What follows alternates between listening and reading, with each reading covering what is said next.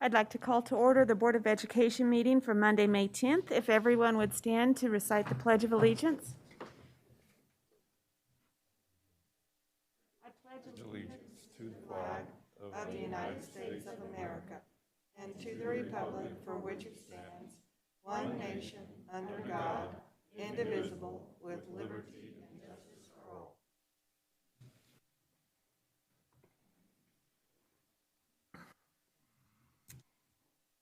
All right, let the record show we have all board members present this evening. And we are, first off, would look for an adoption of the agenda, including the supplemental personnel report. I make a motion for approval. Right, we've got a motion by Tammy, second by Pamela. All in favor? 7-0. All right, Jamie, did you have a chance to look over the bills? Yes, I did. Okay. Everything looked Okay. fine. She answered the questions I had. Oh, great. So I'll make a motion. Okay. I'll make a motion. All right, thank you. We've got a motion by Jamie and a second by Jeff. All in favor? 7-0. All right. If we could have Dakota Whitman, Eddie Salinas, and Osvaldo Telez please come forward. They are our 2020-2021 Student Council presidents. Yep, if they could all just come forward, we have a little appreciation for them for showing up all year long and giving us such good reports.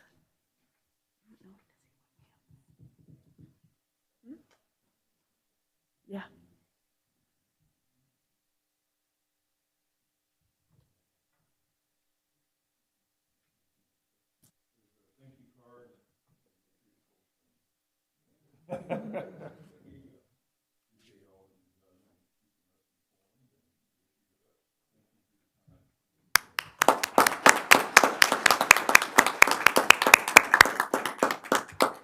But you guys aren't done, so don't run away yet.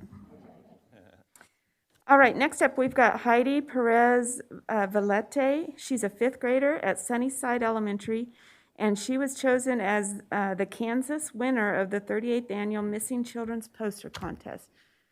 Heidi, are you here tonight? Okay. There's somebody's walking in. Is that? She doesn't want the spotlight, it doesn't look like. Very intimidating. Very good. All right, wonderful. Yay. All right, Heidi, if you'd come on up, we want to present you. We're very proud of your award. Absolutely, yes. Absolutely. Absolutely. Do you want to read what we have with her? So, do you have anything with that? I do not. Okay.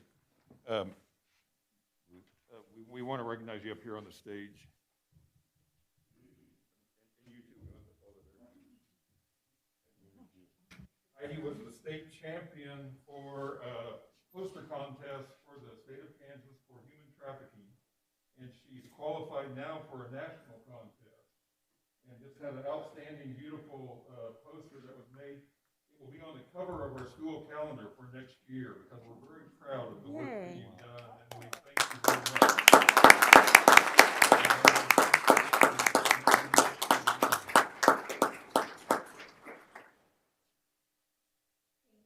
Good job, Heidi. Congratulations, Heidi.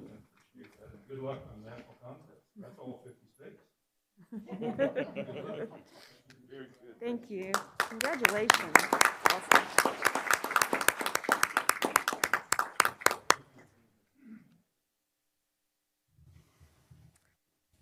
Okay, we have one other special presentation, and I believe Ms. Feiss is going to help us with this. This is a Dodge City High School senior, Heather Arjon. I think I've pronounced that right. Go ahead, Ms. Feiss.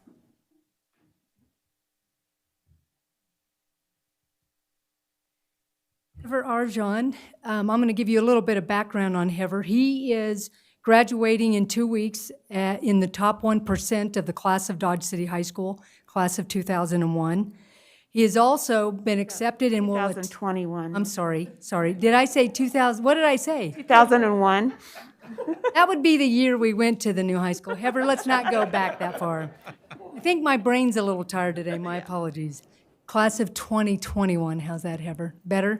Yeah, I think so too. Once again, top 1% of this current graduating class. He has also been accepted to and will attend Harvard University in the fall. He is a recipient. He's a recipient of a scholarship from Harvard that is equivalent to $68,923. I'm not sure about the abnormal numbers, but I wanted to include every dollar that he has earned. So the reason we really have him in front of us this evening is he is being named one of approximately 700 students from across the United States this year as a speech and debate national academic All-American, and it's based on his academic GPA as well as his ACT/SAT scores, just a combination of those. And you're our first one that I am aware of, Heather, so very proud of you for that. But more proud of the fact that you, along with two of your student colleagues this year, are representing Dodge City High School extremely well academically. We have 3 students who are accepting scholarship awards beyond the number of $60,000, which I think is incredible. And I think it goes to show the resiliency of our young men and women in our community, especially at Dodge City High School this year, when things have been challenging and tough, and they didn't put academics on the back seat. They kept it in their forefront because they have goals and aspirations that they are looking towards. And for that, Heather, I'm extremely proud and look forward to what you do in the future. Congratulations. Congratulations. Stay there.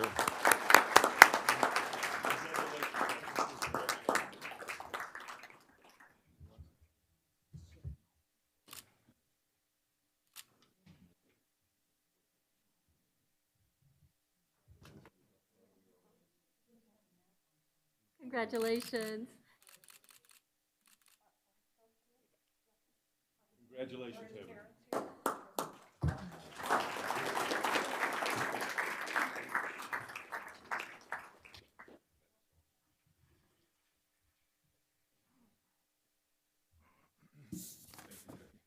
Okay, Dakota, we're ready for your Stuko report, please. I want to start off by saying thank you for the year that I've had. I know it was hard to make it possible, but thank you for everything you guys have done. For the sports updates, the baseball team is now 12-7 on the year and is tied for the WAC title. And tomorrow we'll decide the champion for WAC, and it is also senior night against Liberal, and it is a home game. The softball team is now 13-4 and will next play at Liberal tomorrow. The track team will travel for their WAC at Liberal on Thursday. The boys tennis team placed third at their last meet, which I believe was regionals, and they have 4 kids going to state as doubles. They are Christopher Velez, Eric Martinez, and the other pair was Oscar Arzaga and Aaron Ponce. For the other updates, the DCHS graduation will be held on May 22nd and will be held at United Wireless Arena at 10:30 a.m. And I believe Mrs. Spice is going to provide more information about that, and that's it. Thank you. So, Dakota, how many buses are going to Liberal? I never think about that. I always think about how many buses are actually going out because the track, they have to take like 4. Right, Yeah. right. Oh, no. Thank you. We appreciate all your time this year and keeping us informed. Thank you. All right. Osvaldo? Okay. You are next.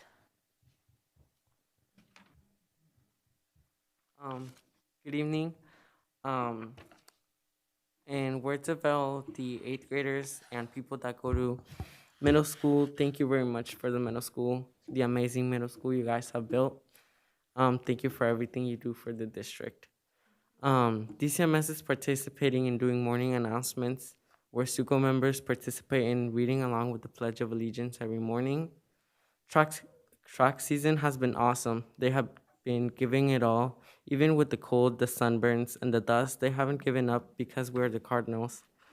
Soccer has been showing great confidence in the field because we are the Cardinals. The coaches and athletes have been doing their part to social distance and follow Kisa and district safety protocols to keep us all safe and healthy to continue our seasons. State testing took last of April through first weeks of May. Fine Arts Night was awesome with art made by students and teachers, with performances presented by the 6th, 7th, and 8th grade choirs by Amory Bogner and the Drama Club. DCMS had a book fair, the first book fair, from April 26th to the 29th. Beautification Day was clean with Stuko members cleaning campus and planting flowers and setting an example for everyone. DCMS is proud to announce the orchestra and choir concerts on May 10th. Today, I have a an orchestra concert right after this. So, wish me luck. DCMS is going to be participating in a dodgeball and volleyball tournament, which we are all waiting for impatiently. Stuko members were happy to play a part in 6th grade orientation last week. For new Stuko members, elections will be held on May 14th, and officers will be announced on the last day of school during Cardinals Jam. Thank you for supporting us at DCMS for the school year of 2020 to 2021. Again, in words of all 8th graders, thank you for the amazing middle school you have built. Stuko Representative Osvaldo Telles. Thank you. Thank you, Osvaldo. And we do wish you luck tonight. Ms. Pitchford, do we have anybody to report? Okay, thank you. All right, we are ready now for recognition of visitors. Persons may present ideas or concerns regarding USD 443 schools. No action will be taken by the board at this meeting. Personalities and behavior of employees are not to be presented during this period, but are to be reported to the employee's immediate supervisor. The president shall determine the amount of time to be spent for citizen participation. I'd just like to take a few minutes. We have someone to help me translate. So could you translate that? If you need me to repeat it, I can. Shall she come up to the? Yep, that would be great. Thank you. Do you want me to repeat that? Okay. It's a lot. Persons may present ideas or concerns regarding USD 443 schools. Ahorita en este momento, visitantes pueden dirigirse hacia la mesa directiva si tienen ideas o una sugestión. No action will be taken by the board at this meeting. Pero ahorita en esta junta no se tomará ninguna decisión. Personalities and behavior of employees are not to be presented during this period. Comportamientos de empleados y personalidades no se deben de hablar ahorita en este momento. But are to be reported to the employee's immediate supervisor. Pero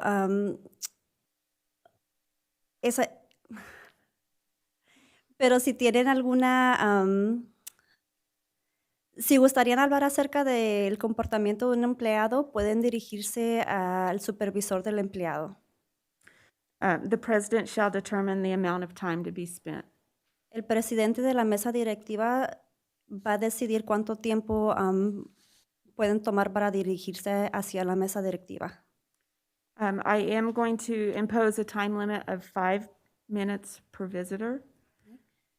Cada visitante puede tomar 5 minutos para hablar hacia la mesa directiva. And I would ask that groups with the same interest to appoint a spokesperson to deliver the group's message. Si hay varias personas que gustarían hablar acerca del mismo tema, la presidente les está pidiendo que por favor escojan un representante para hablar por todos. Except to ask clarifying questions, board members will not interact with the speakers. La mesa directiva solamente puede hacer preguntas a las personas a los visitantes que hablen, pero aparte de eso, solamente pueden hacer eso. And I'd like to just give some reminders. Comments shall be limited to issues and not refer to personalities. Y nomás para recordar a todos que comentarios solamente serían acerca de temas y no de personalidades de empleados. Comments or presentations must be in good taste, befitting the occasion and the dignity of the board meeting.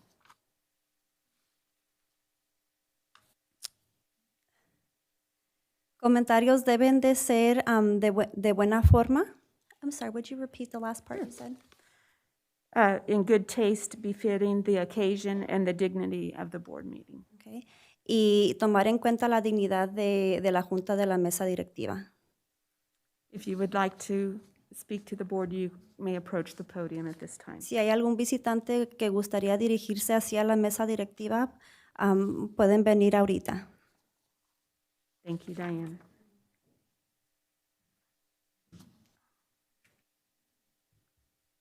Jeannie, do you have new information from 2 weeks ago, or is it the same information that you gave? Well, I'd just like to add a few more.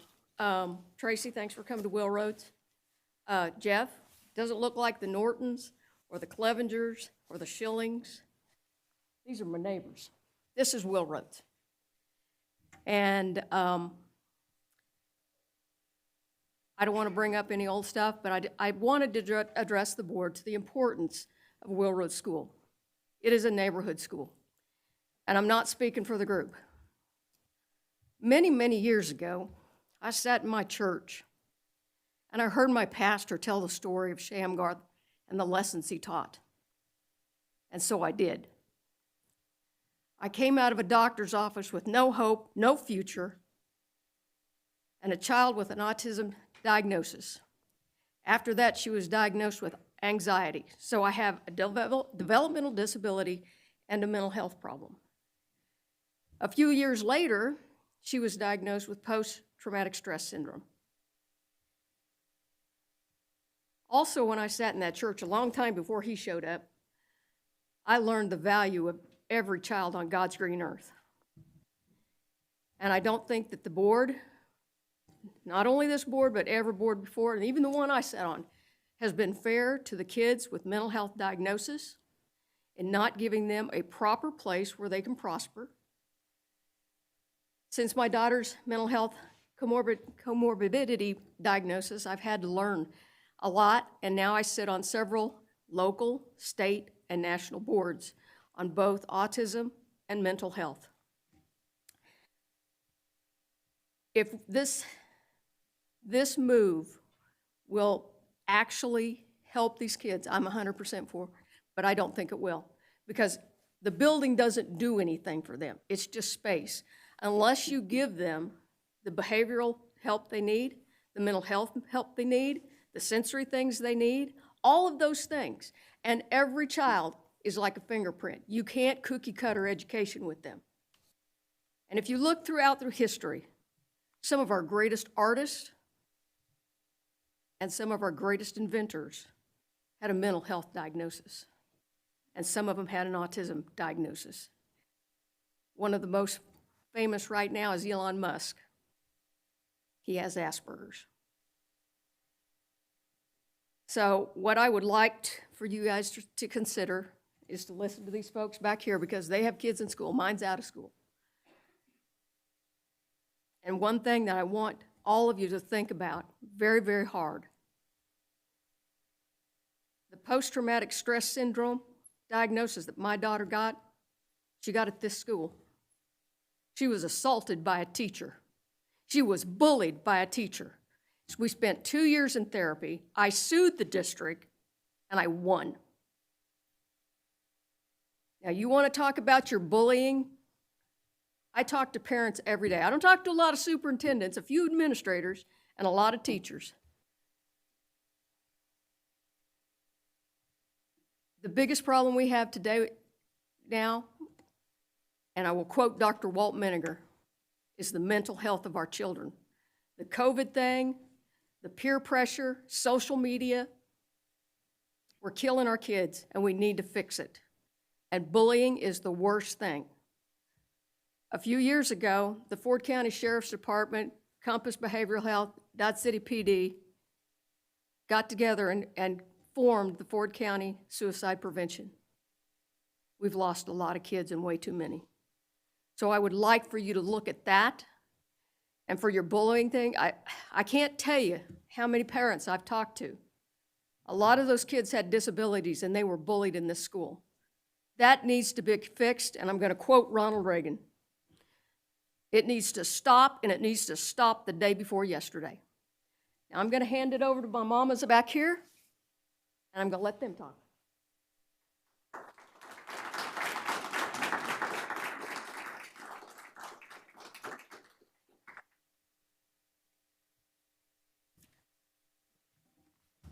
Buenas tardes a todos los presentes. Good afternoon to all the present. Hoy estoy aquí para decirles I am here today to tell you que no estamos de acuerdo en la reubicación de nuestros niños de la escuela Wilrose Garden. we are not in agreement with the relocation of our kids at Will Rhodes Gardens. El día 29 de abril del 2021, The 29th of April of 2021, el superintendente y varios aquí presentes the superintendent and various of those present nos acompañó en una reunión en la escuela Wilrose Garden. accompanied us in a meeting at the school Will Rhodes Gardens. Él nos dijo que 4 maestras habían decidido moverse hacia otros lugares. He mentioned that 4 teachers had decided to move to another place of employment, Y que consideraron que era el mejor momento para reubicar nuestros niños. and they considered this would be the best time to relocate our children. Las posiciones de las 4 maestras que solicitaron su cambio The positions of the 4 teachers that asked for their change, esos lugares quedan vacantes para que otras maestras they are still vacant so that other teachers puedan agarrarlos. can take them. Considero que es una decisión errónea al querer reubicar a nuestros niños. I consider it an erroneous decision to try to relocate our children. Ustedes deciden qué edificios renovar. You decide what buildings you want to renovate. Ustedes deciden qué edificios derrumbar You decide what buildings you're going to tear down y qué edificios crear. and what buildings to create. Se expandió en la escuela Sunnyside, The school Sunnyside was expanded, cuenta con 5 salones vacíos. and it has 5 classrooms that are empty. 5. 5 classrooms. Y lo digo porque los vi el día 21 de abril del 2021. And I say it because I saw them on the 21st of April of 2021. Muchos padres asistimos a conocer esa escuela. Many parents assisted to see the school, Está muy bonita, and it is very nice, pero los salones están vacíos. but the classrooms are empty. Muchos de esos padres que estuvimos allí Many of us parents that were there, nos dimos cuenta que nos tomaron fotos and we realized that they took pictures of us, y nos dijimos, and we thought, esas fotos las van a usar para decir que todos los que estuvimos aquí presentes estamos de acuerdo en que nuestros hijos sean reubicados. they will use the pictures to say that these are all the parents that were in agreement that the children be relocated. Y no es así. And it is not that way. El día 29 de abril, On the 29th day of April, cuando el superintendente estuvo con nosotros, when the superintendent was with us, yo les pedí que tomaran fotos I asked that if they could please take pictures para que vieran todos los padres que estábamos allí presentes. so that you could see all the parents that were present. Muchos padres pasaron y hablaron y dieron sus puntos de vista. Many parents came up and they gave their point of view. Varios traían sus niños pequeños y tuvieron que marcharse. And many had their small children and had to leave. No salieron en la foto. They didn't come out in the picture. Yo les digo hoy, I tell you today, si pudieron gastar en aulas vacías para niños que no lo necesitaban, if there was money to be spent on empty classrooms that weren't needed, yo los invito a que voten a favor de crear un edificio para los niños de TEC. sorry, my wires crossed. I invite you to vote to build a new building for the children of TEC, Un edificio dentro del pueblo, a building within the city limits, donde los niños de TEC se encuentren cerca de sus hogares, where the children from TEC are close to their homes, cerca de todos los edificios públicos y hospitalarios. close to all of the public buildings and of emergency services, Sin ofender. without offending anybody. Yo no sé si ustedes tienen que justificar los gastos que hicieron en crear salones innecesarios, I don't know if there has to be justification for the new classrooms that were created, pero nuestros niños de Willrose Gardens no tienen por qué pagar por las consecuencias de estos gastos innecesarios. but our children at Will Roads Gardens don't need to pay for the unnecessary spending. Todos en esta vida, Everybody in this life, de acuerdo a nuestras acciones buenas o malas, according to our actions, good or bad, somos recordados are reminded por nuestros hijos, por nuestros familiares, por el pueblo. by our children, by our family members, by the town. Ma'am, we're at 5 minutes, so if you. Okay. Can I finish? It's only. Okay. Ustedes pueden crear el primer edificio para los niños de TEC You can create the first building for the children of TEC y dejar a nuestros niños en Willrose Garden. and leave our children at Will Roads Gardens. Ustedes decidan cómo quieren ser recordados. Please decide how you would like to be remembered. Muchas gracias por su atención. Thank you for your attention. Thank you for coming. I don't have children that attend Will Road Gardens, but I do have nieces and nephews and lots of friends that have children there. And the only, from speaking with them, I would just like to say that let's not tear down something good. It's taken a long time for them to build this community, build this tightly knit school. And I believe it's like the second or third top school in Dodge. So let's please not tear something good down. Let's just create something new for the children of TEC and that fits and meets all of their needs. Thank you.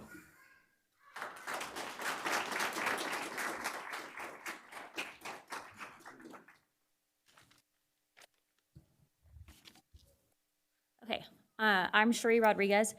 First off, I could stand up here and speak, most of you guys know, for hours on mental health, because that is like my top passion. But that's not what I'm here tonight for. So a couple Mondays ago, after work and school, my youngest son, who attends 3rd grade at Railroads, and I were watching the Board of Education meeting on YouTube. And he said, "Mom, why didn't you go to the meeting? Why didn't you go and tell them why they need to keep the school open? You need to tell them." So I'm here to talk on his behalf.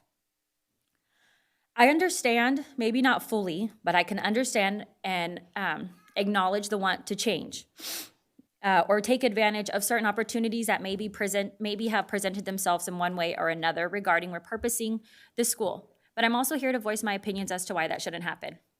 So my youngest son went to a different school from K through 2nd grade. In 2nd grade, though, he started having a tough time with some of his classmates that unfortunately continued even after the school was notified and caused some problems.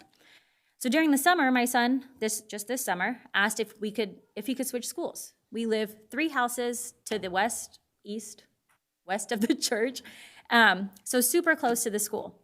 So we were able to get him switched, and we got him out there. So I know we can't always just teach our kids, they can run away from their problems, but all of you have children, most of you have children, and you guys would do the same in his situation. So once he started school out there this year, within a month, we noticed a difference. My son went from a kid, who hated school, to someone who was excited most mornings, as excited as any 8-year-old could be, to go to school. And it also helped he gets to ride his bike to school, which is something super awesome. Either way, he was excited. But that's not the only reason why we love it out there. The other reason is since kindergarten, my son has always been a struggling reader. And we always voiced our concerns to his previous teachers. But every year, they fell onto deaf ears, and it was dismissed as something to do with his speech development or his speech therapy services that he receives. Now, you all know I'm also a teacher, and I'm not bashing his teachers. We don't know much about dyslexia. That's a proven fact.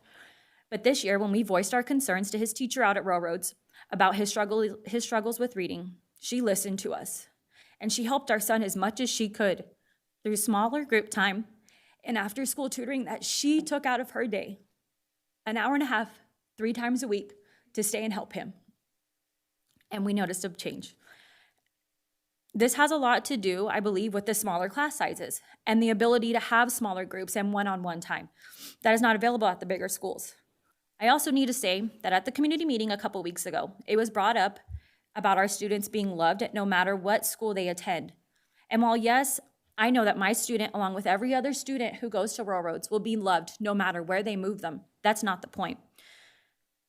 I, as a teacher, can tell you from experience, my classes range from 15 students to 32. I love every single one of my high schoolers, but I will tell you, the connections that I can make in those smaller classes are ginormous. They are huge. The students who attend school out here have thrived off of these smaller classes, and this is something that we have seen firsthand with our son. Our son went out there, a shy little boy who was nervous and anxious and a little bit worried about this kids.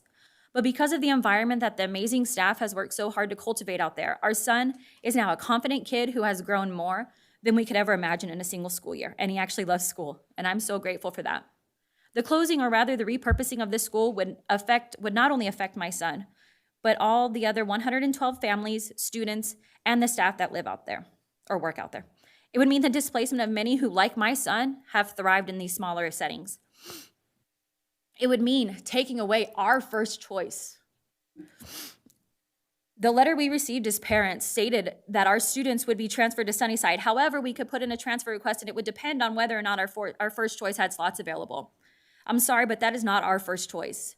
It would be a huge loss for our community. Like I said in the beginning, I understand that an opportunity has presented itself, but that doesn't mean I agree with it. This would have a huge impact on a lot of our families and our whole community out in Railroads Garden. I understand it will still be a school, but it will not be an elementary school that services young students who thrive in a smaller setting and their families in this community. By voting to repurpose the school, you're taking away the chance to thrive in the setting for 112 students to give another chance to 20 to 30 students. And yes, I know the TC students are important as well. I hope that you take my statements and the others that have been made, and you really take them into consideration when you place your vote. Thank you.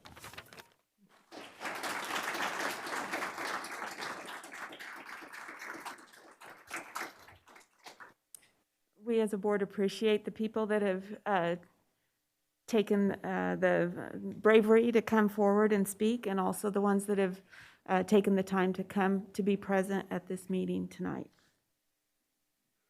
We are ready now for old business. Dr. Dirksen. And I too wish to thank everyone for being brave enough to come up and to share your opinions and provide support for those that are here. So I do appreciate that. I wanted to make sure that we deal with this appropriately, so I put old business right after the recognition of visitors, thinking we could connect it all so that we can tie it all together.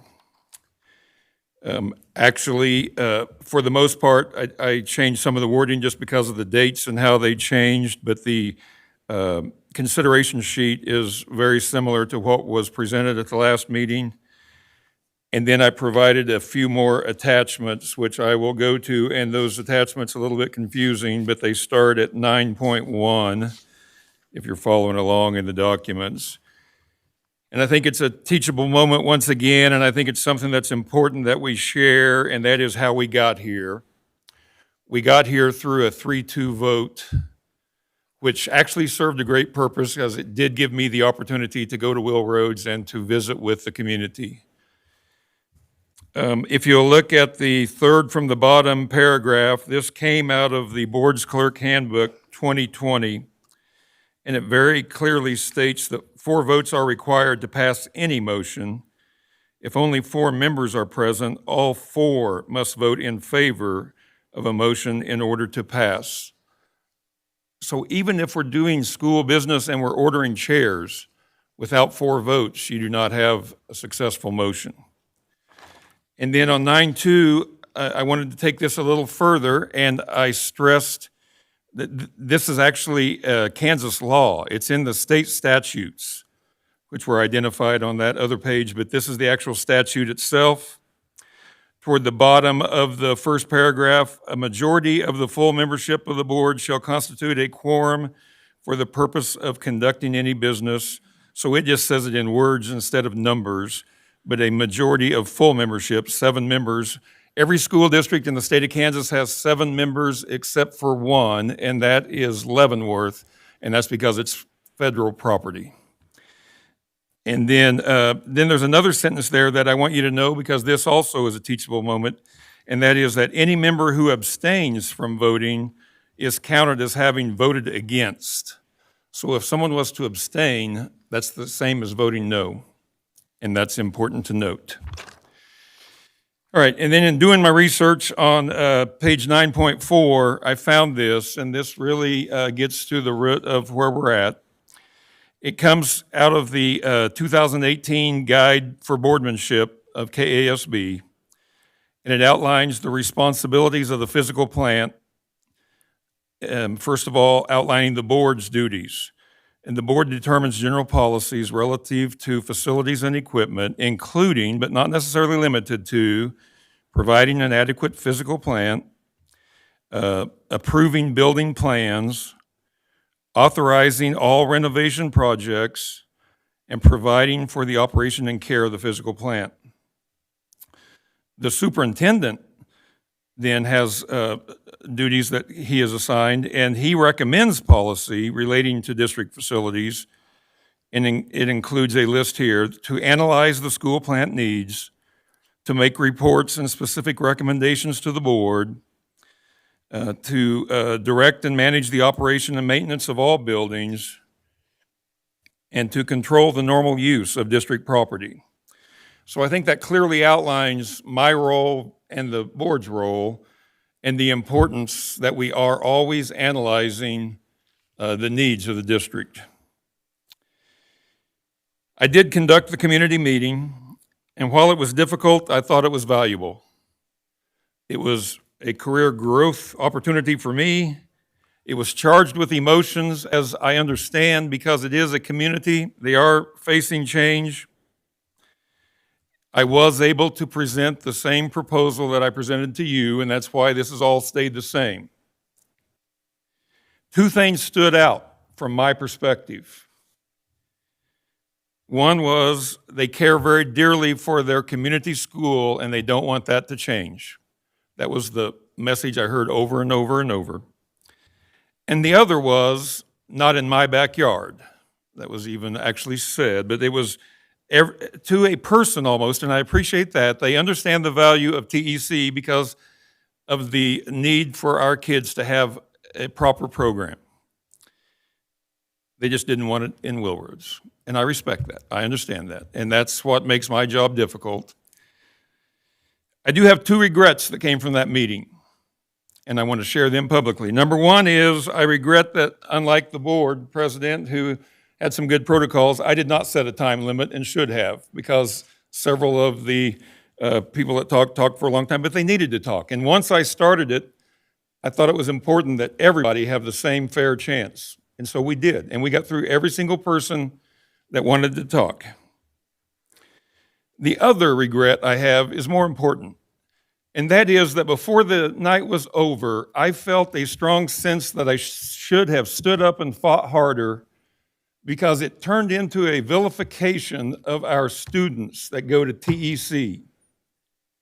And that is not who these kids are. And I regretted that I didn't defend them more. They're not criminals. They're not car thieves. They don't break into homes. They don't deserve being punched out.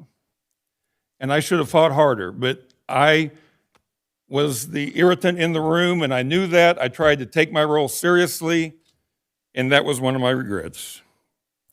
So I want to try to explain some of the misinformation that needs to be shared. And I also want us to realize, and this was brought to my attention by a board member, and I think it's worth sharing, and that is that we have repurposed many buildings over the years. Sewell Elementary started out as a 6th grade center. Comanche was the old high school. Bright Beginnings was industrial arts. So repurposing is not new to a district, nor should it be, because we're trying to make valuable use of the facilities we have and manage the plant the best we can. So in your attachments, I provided bus routes. And bus routes is an interesting topic. These are the specific bus routes for Will Roads, and they go all the way out to Liberaces and involve the routes that involve those students.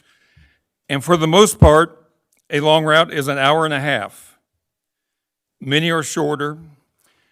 But we have to realize something. If we're going to have open boundaries and we're going to have school choice, we're going to have long routes because we're a big district. And to bring everybody into a transfer station and to get them to another location doesn't happen at the snap of your fingers. And so these are actual routes that are lined up from the district office. And so that kind of answered that. Another thing that was talked about, and I looked into and got the information, over the recent years, the 4 years I've been superintendent, we have looked at least 11 places over the past several years to find a permanent home for the program. In fact, I looked this up and found some valuable information. We've held no less than 4 special meetings that deal with, among other topics, TEC. April 14th of 2018, August 8th of 2018, October 1st of 2018, and April 4th of 2019 were 4 meetings that I found where TEC was the topic. There were other topics in some of these. The October meeting, and I want to share this, I want to make sure everybody understands it. The October meeting, and I didn't put this in your packet, I just found it today, but it actually included Tom Montgomery and a drawing of Will Roads Garden and what classes could be added to include Rialto Way and TEC at the time. And my point is, we've been talking about this for many years, and possibly many years before I was on board. So that information is not brand new. And I don't know how you go about saying in 4 years, I want to close this school to start a repurposing of another school. You don't do it that way. When opportunity knocks, you have to find what opportunity exists. And so the third thing I want to talk about is something I already mentioned, is that we do not believe a community where TEC is located will be at risk or danger. Students are never allowed to go outside if they're not safe. The TEC staff take extra training on how to manage students. Many hours go into that training. Most of the TEC students are dealing with mental health, trauma, attachment, or similar disorders. They're not in danger of hurting anyone or breaking the law. I think some of the confusion came in because when they were at Youthville, that encompassed the entire state. And there were kids at different levels of severity that were a part of the Youthville program, not a part of the TEC program. And those were different programs. Those were different entities. You know, when the director of 613, we have a dream of making TEC a program that it needs to be and can thrive to be. We truly believe this facility will meet those needs for many years. I wouldn't be making this request to just disrupt people's lives for 1 or 2 years. I believe that we have programs in the community that will support everything that we're wanting to do and provide a quality education for more kids, not less. So with that being said, I turn it over to the board to answer any questions that you may have.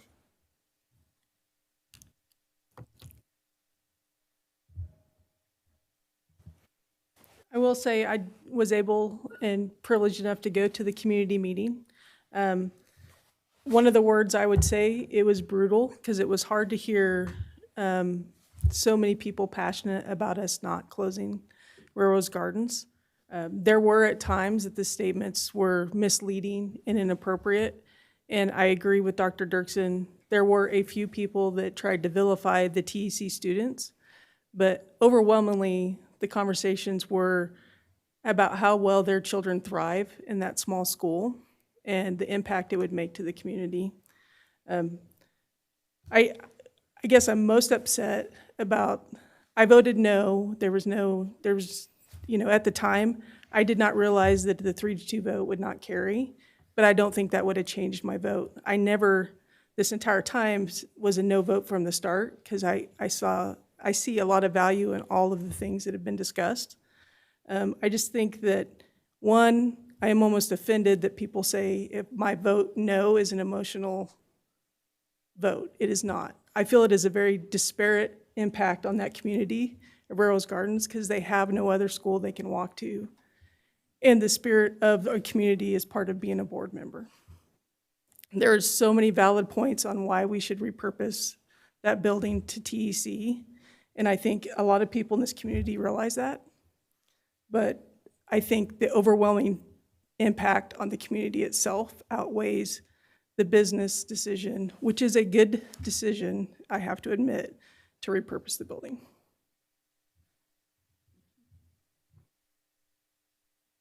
Anybody else have questions or? This will be short. Hello? Try it now. Try it now. Hello? Hello. So, yeah, this is already the third time before the board, our second vote, so I don't have much to say other than what I have already previously said. I still oppose the closure or repurposing of Will Roads Garden. As I've already stated, I don't see any academic or real financial reasons for us doing that. In conjunction with the process in which we went about doing this, I wasn't real thrilled about. And so those are the reasons in which I'm still opposed to it. I also had a nice private conversation with Dr. Dirksen, so he knows where I stand on the issue, as you guys do, based on our last couple of meetings. So that's where I'm at.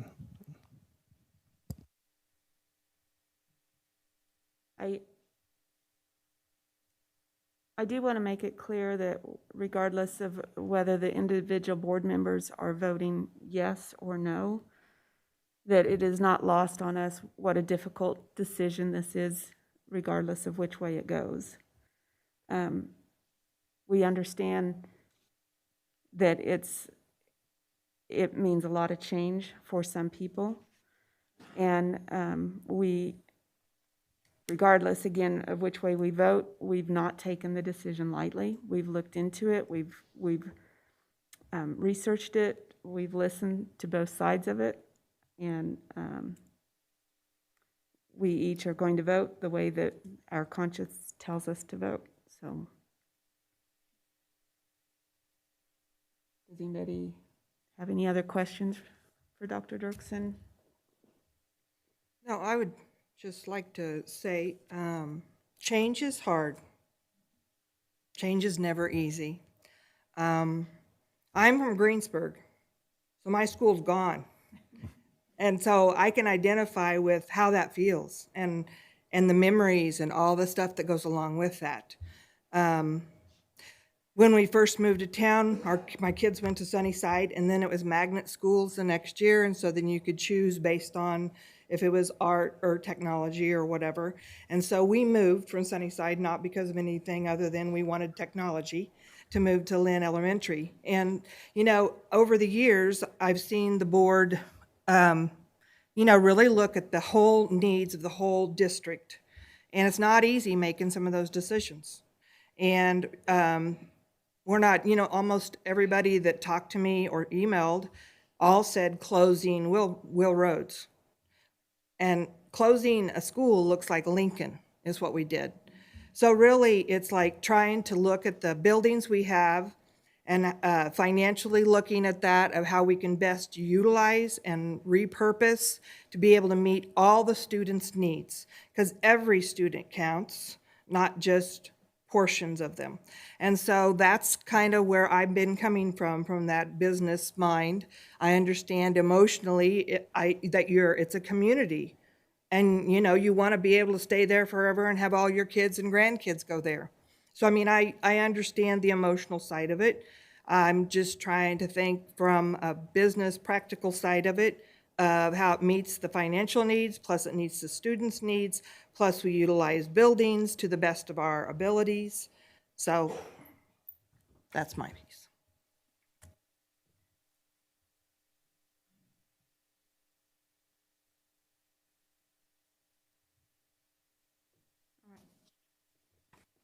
I would entertain a motion.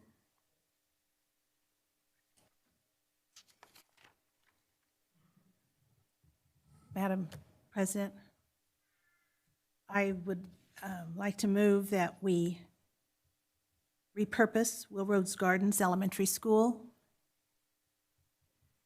for the TEC program.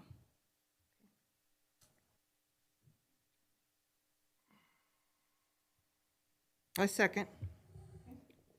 We have a motion by Pamela and a second by Tammy. All in favor? 5, all opposed. 2. The motion passes.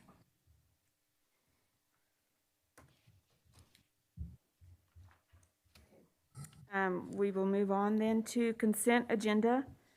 That includes the approval of personnel, including the supplemental personnel report, approval of minutes for the April 26th Board of Education meeting, approval of the 2021-2022 District Elementary Common Student Handbook revisions, approval of Dell computer purchases, approval of the donation from Aaron Gerds Farms to the Dodge City High School Junior ROTC program, approval of amended health benefit plan 2021-2022, approval of 2021-2022 nutrition policy handbook, approval of Bright Beginnings Policy Council minutes for March 23rd, 2021, update on Head Start program instruction ACF-PI-HS-21-02 for Bright Beginnings, update on Head Start information memorandum ACFIM-HS-20-01 for Bright Beginnings, approval of EduClimber data dashboard software renewal, year 2 of the contract, approval of bid for color printer graphic design class at Dodge City High School, approval of Head Start supplemental grant award, CRRSA, approval of 2021-2022 student school bus handbook, and the approval of the 2021-2022 school bus driver handbook. Okay. I have one thing on item L. I don't know if I need to recuse myself because that's for my husband's class. You do not, no, Okay, because there's wanna no make sure. personal gain there for you, so you're fine. I didn't want to. That's a good question. We actually visited about conflict of interest on another matter, and you don't have anything to worry about. Make a motion to approve the consent agenda. Okay. Motion by Tracy and a second by Jeff. All in favor? 7-0. All right, we are ready for new business. First up, curriculum and instruction. Looks like the literacy grant. And I should have said this earlier, but before Dr. Springson begins talking, we've been hearing some concerns on YouTube, et cetera, that they're not hearing people at the podium. And what we've discovered is that's a very directional microphone, meaning you have to be right in front of the microphone in order to be heard. We're working on changing that so it can catch you a little more. At Rotary, you can be in the corner and you can be heard from the microphone. I don't know how that works, but here, that's a very directional microphone. So please take a minute each time you come up to speak and try to be in front of the microphone. Okay. Thank you, sir. Good evening, Board of Education, Dr. Dirksen. It is my privilege today to come to you and celebrate. We've got a lot to celebrate over the last 3 years with the Striving Readers Grant. I have Kelly Clark, our literacy project manager here, and what we wanted to do is just give you some snippets. You have a more detailed accounts within your board packet, but we want to share with you the successes, but also really give a clear picture as to how the last 3 years has been, it's a foundation for us going forward. So, before I turn it over to Kelly, as you guys might remember, this grant was funded, there was about $1 million a year over 3 years was what we were awarded as a school district. And the design and the intention of this was to really take that money and how do we continue it after those funds cease? Both in how we teach, but what we teach, how we provide professional development, just basically our focus around literacy, which would be literacy, writing, and culturally responsive teaching. And so as we've done that, I'm very proud of the work and the lessons learned. We've made tremendous gain. We've also found areas that we do know are a little bit lagging still, but it did give us clarity to target as we go forward. All of our plans, if you look at our strategic action plans to where we spend our money in PD, to in addition to that to staffing, really goes to support this initiative. So I'm very proud of the work. When I came in, the work prior to me is what set this grant up. And my first year here was the first year of implementation. And that could not have been done without the quality link staff. I want to thank Kelly personally for her leadership. I've really leaned heavily on her, and I know she's been a tremendous asset to the district. But not just the link staff, but all of our staff in the district as they've embraced this and tried to figure out what is link. But really what we're talking about, link is the funding source. It's about literacy, instruction in a culturally responsive instructional environment. So I'm very proud of the work that's been done and also the work that's out ahead of us. So with that, I'm going to turn it over to Kelly to be able to hit some of the high points in our celebration tonight. Hello, I can take the mask off? Okay, I don't know what the rules are, so I just. Okay, good, yes, I just want to follow the rules. I want to say I'm a little bit sorry because when I created some of these documents, they were prettier, and I don't know what happened between, anyway. So the font's a little odd, but, so yes, a couple of pages in to this part of your agenda, you'll see the literacy grant, like flow chart thing. And that's really the literacy grant in a nutshell. We had 3 main goal areas: culturally responsive teaching, reading, and writing. And you can see how we broke them down. So with that culturally responsive teaching, we focused on the core elements of biography-driven instruction, making sure that things are contextualized for students. We put things in a context that they can relate to. Family engagement, lowering the affective filter, and that's fancy talk for making students feel confident and comfortable in the classroom to participate and engage. Scaffolding language, supporting their language needs so that all students get the language support that they need, and also the instruction that they need to move their language development forward in English. And then academic discourse, which is that really education talk. The 5 elements of reading are actually what we call it aligns with the simple view of reading, the brain in reading. So I'm pretty excited and proud that we actually started to make the shift into that whole science of reading element, even before the state really made formal announcements about what they were doing. So a lot of the PD that we've offered is actually aligned with a lot of the dyslexia training that is coming down now. And so our teachers, many of them had already seen some of that. It was not new to them. And then, of course, writing. We just got into writing this year, so we have things that we're planning on continuing next year with other students. And then the reading is self-sustaining as well. So then on the documents, we've just listed for you some of the things. This is not all-encompassing by any means.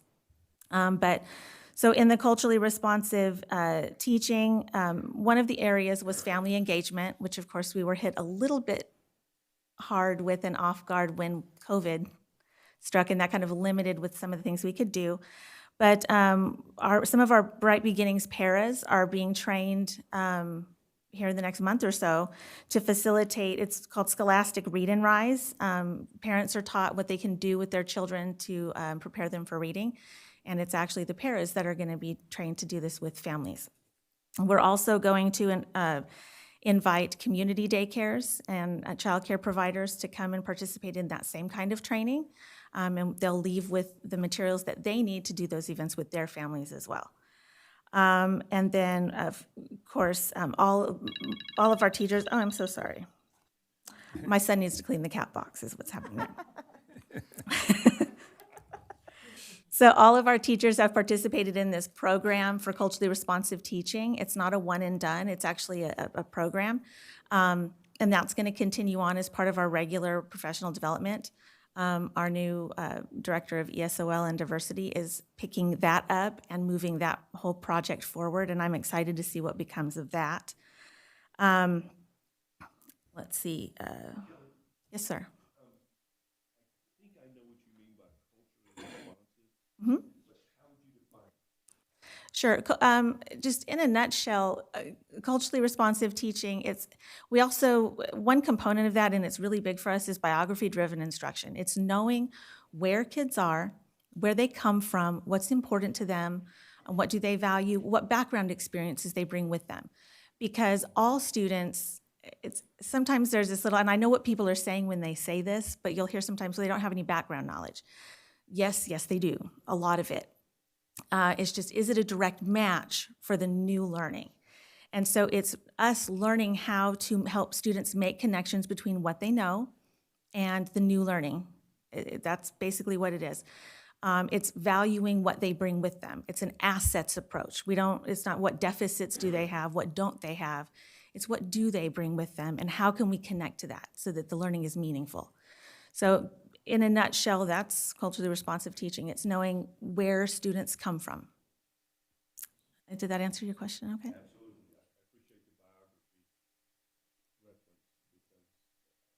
I appreciate that, and that helped. Thank you. And I know that Diana Mendoza has a lot more information on that too that I'm sure she'd be happy to answer for any of you guys. She can go way more into details in it than I can. But it's one of the bottom notes, and this is pretty exciting. Over the course of the grant, 141 teachers either initiated or completed their ESOL endorsement while this grant was going on. So that was exciting. Reading, it's important to know that a big focus of the way that we approached the grant was through professional development. Research for years has said the most important factor in student success is high quality instruction. The teacher is the most important thing. So we really poured ourselves into the professional development. All teachers district-wide have completed training in explicit vocabulary instruction, and then depending on what they teach, either they went into, if they're a reading teacher, they went into what are the 5 elements of reading and how do we teach that well, how does the brain learn to read and what can we do to support that. And then if that's not really what they do, they've worked on how do we increase students' comprehension when they're reading in the content area? How do we get students connecting with the content and really able to comprehend what's happening in the context of what we teach?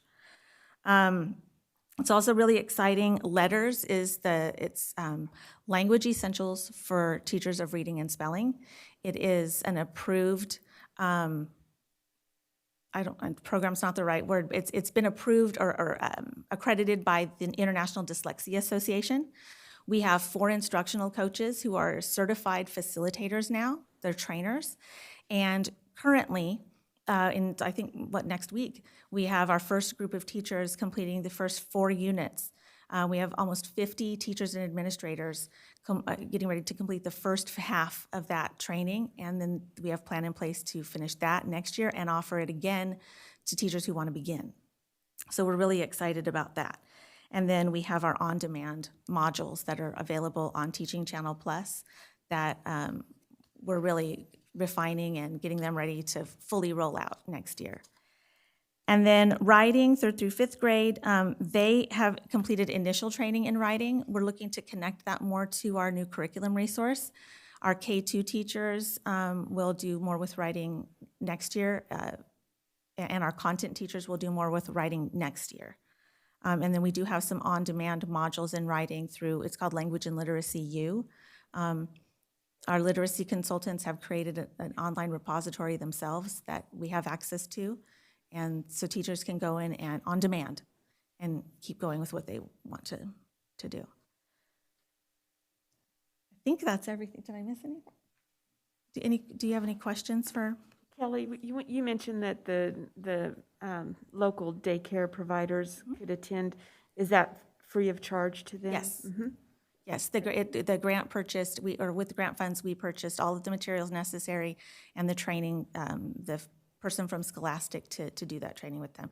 And we have a maximum, it's 15 is our maximum number.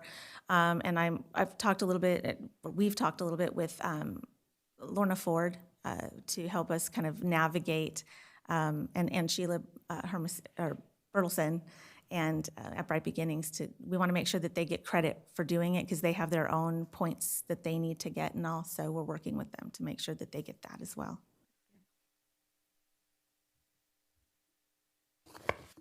Thank you. Thanks, Kelly.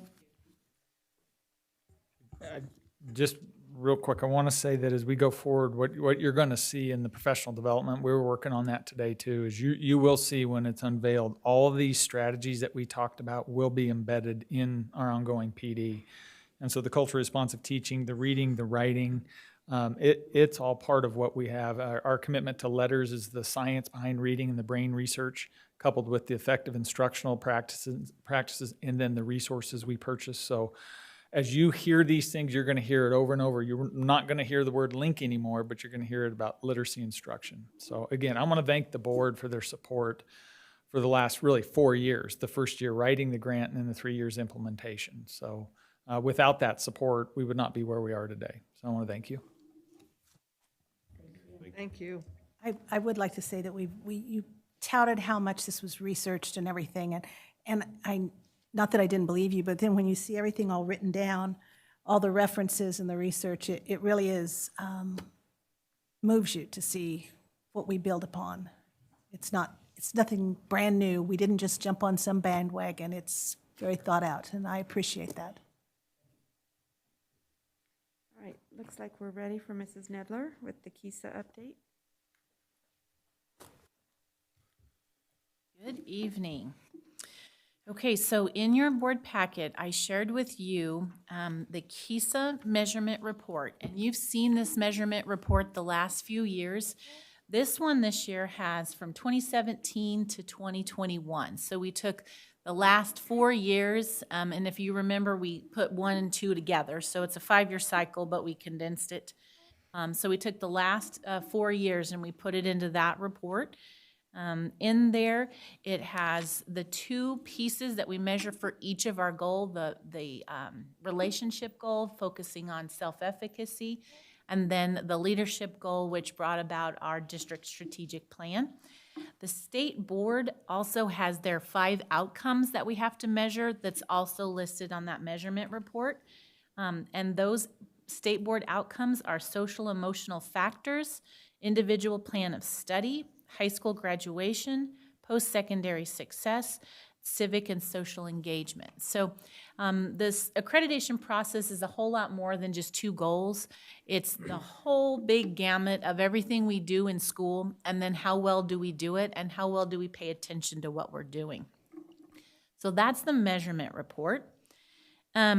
The second attachment that was included is also is the OVT Summary Report. And as you guys may recall, we have an outside visitation team that comes and reviews our process each year, and we send them information throughout the year. They have access to information. We wrote them a huge summary, which you've seen in Week in Review. And then they came back with their recommendations or summary over the 5 years. And you have that in there, but I wanted to read a couple of highlights. One of the pieces that they shared is that they can see that one of the most important areas that has been demonstrated from start to finish is the area of MTSS, which is our tiered system of support, the feedback loop, and the focus on student data and interventions. Under the diversity and equity, they said it is evident in our visits through multiple data points that our system of equity is in place and well established. We certainly felt that as an OVT, during our visits, the communication that the district prides itself on is cultural diversity and embraces it. On into the summary, kind of getting to the last page is where they summarize most of the elements. And they share that substantial growth for this district is apparent while looking through the reports, viewing the evidence, and comparing data. And I want to highlight that because 5 years ago, everybody was working really hard, looking at the pieces of information that they had, doing the best with those decisions that they could. Now, everybody's working really hard, looking at consistent data. You mentioned it, that's research-based, that has direct impact to it. And so for them to really note that, I think is something, because that's not just a Kisa team, that's not just administrators, that is everybody. And then I'll read just their last summary statement. It says, I believe that we have cited it a couple times after this report or in previous OVT summaries, but the district's goal and commitment to establishing a better leadership model has proven itself of the cycle to be a great starting point. This focus is concise, focused, and more collaborative approach has allowed their school district to truly be defined as a cohesive system. I applaud their efforts and insight. Other areas that stand out is the work of solidifying their MTSS process, embracing their culture, seeing it as an asset, which is something that Kelly had noted, working through the individual plans of study, and truly focusing on the great people that they have in place at all levels. So through that, then I feel like the OVT really kind of saw the work that we've done, and they were very impressed with the fact that a system as large as ours was very intentional about this process to really make improvements within our district, and then to do it collectively, because they see a lot of even smaller schools that, okay, you do that, and we'll do this, and we'll report it, and kind of pretend like it fits together. But we've been very intentional about bringing it all together. So the OVT visit has come. They've shared the summary. It's now in the hands of the state. The ARC, or the Accreditation Review Council, will be looking at our information this coming Friday. They'll reach out to us if they have questions or need more information. They then will submit a report, but it will not make it to the June deadline for the state board meeting. So it will then go to the July board meeting. So as we get more information on that, I'll keep you informed. Do you guys have any questions? Okay. Tammy, thank you for all your work on this. Yeah, thank you. Thanks to everyone. I appreciate you identifying that, Madam President, because Tammy has done the lion's share of the organization and the effort to connect us all together. And I am very proud of the fact that we have so many people that do understand the process that's going on. But Tammy deserves great credit for keeping us all on the same path. And I just want to emphasize the importance of what she just stated, because we've gone through this process. It's taken us 4 years. And now it goes to a state committee called ARC to get their recommendation to go before the State Board of Education for accreditation. It is no small step. This is no small matter. And I couldn't imagine a much glossier report to be taking to ARC. And so I'm very, very pleased with where we're at this point, and hope for the same positive news on the return. But thank you, Tammy. Very good. All right, Mr. Whiff.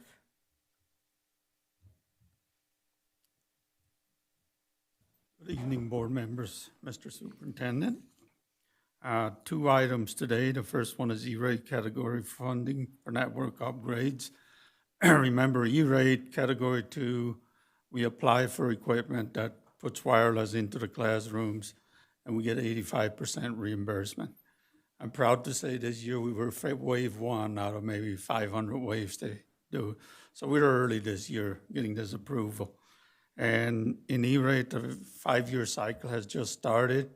We have $1.2 million available for the next 5 years that we can use to keep our infrastructure up to date. And rest assured, we will keep our infrastructure up to date. This particular one has to do with about,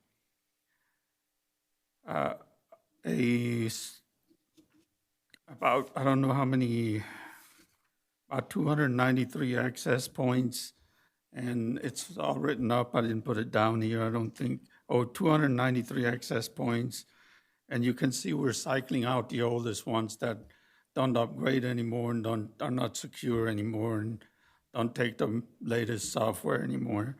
And one controller. A controller manages those access points, and we can look on our controller map and see where a problem is at any time, wherever they are in the district. So In this case, we applied $466,594.81. E-rate, 85% of this is $141,605.59. So in the end, our responsibility is going to be $24,989.22. That's how E-rate works. So if there's any questions, I'll be happy to answer. If not, I'm asking for approval.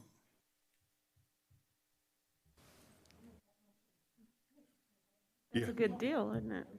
I'll second. All right, we've got a motion by Pamela and a second by Tracy. All in favor?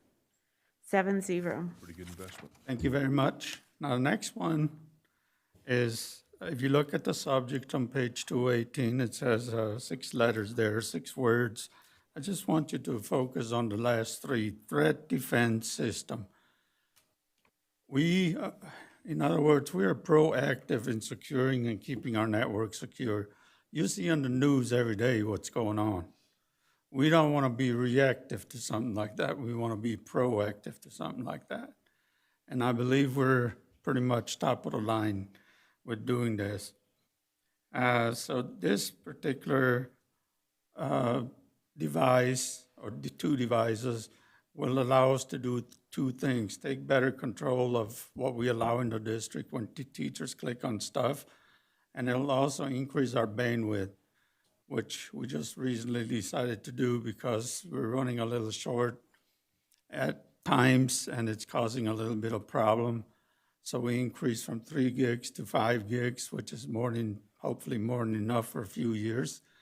And that is because we have all those different systems that are network dependent. All the new adoptions you do for Scott and all the textbook adoptions are network dependent.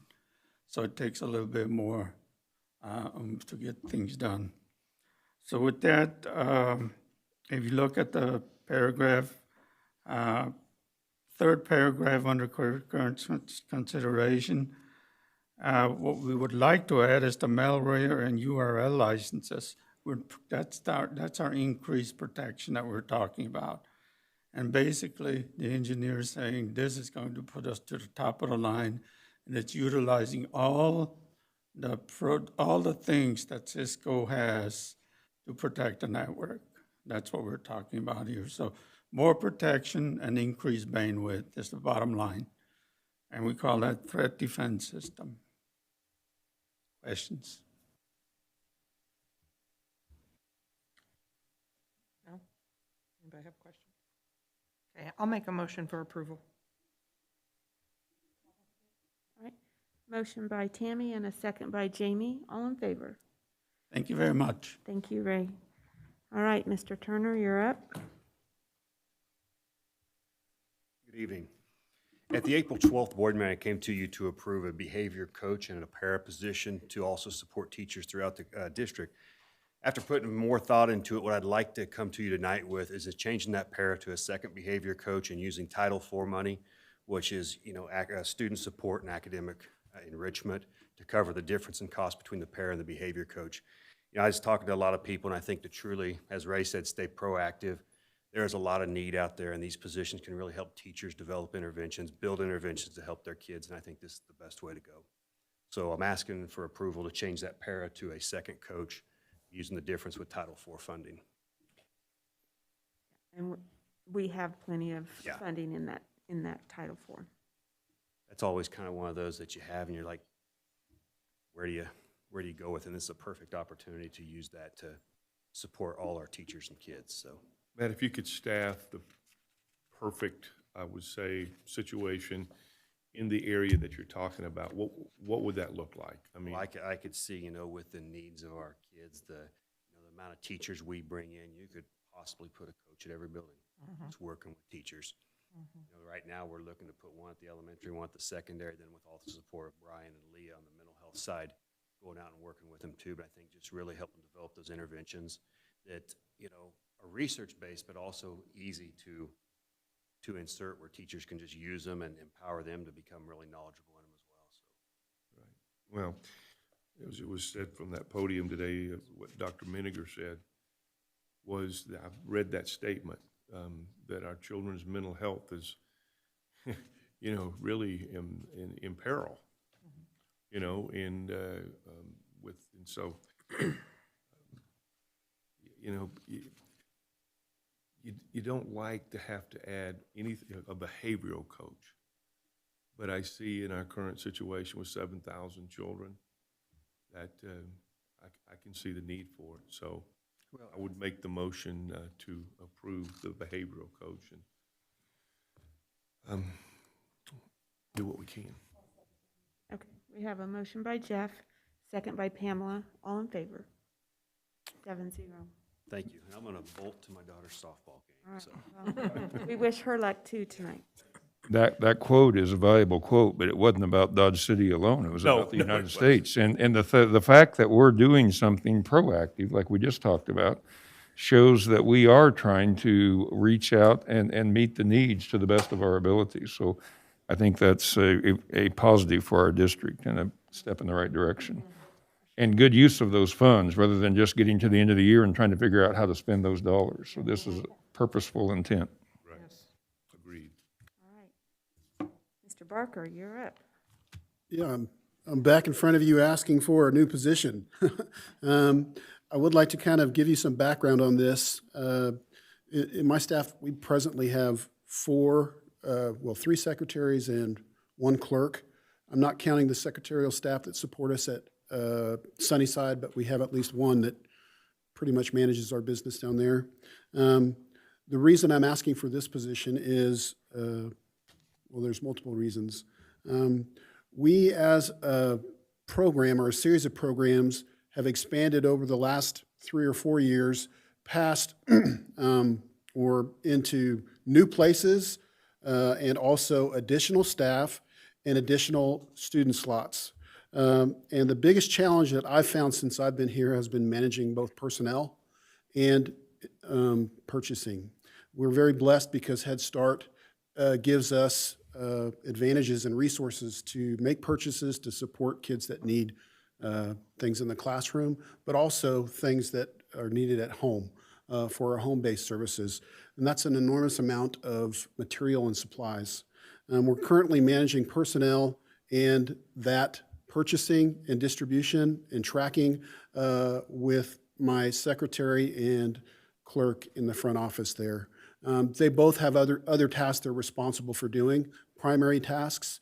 Our clerk, of course, manages families. She manages attendance. And on any given day, that's about all she can manage. My secretary, I'm extremely fortunate, tries to plug in all the holes of the things that we do with the district and with Head Start. But as we look at our program, this is a weakness. It's a weakness on my part. I'll admit that this year is really the first year I've ever had a general idea of every person I have on staff. And it has to do with our being spread out. All of our programs are somewhat different, and all of the needs of our employees are different. So I'm making this request. This person ideally will be able to support staff with all of the needs from the district, because with the district, we have responsibilities with hiring, managing hours, managing sick leave. All of those things currently fall on me and my head secretary. I hope that expresses the need to you. If you have any questions, I'll try to answer. Tammy was supposed to be standing beside me, but I've noticed that she's kind of drifted off. So I was thinking, one thing that they didn't mention is several years ago, they did have a full-time fiscal specialist that was on site.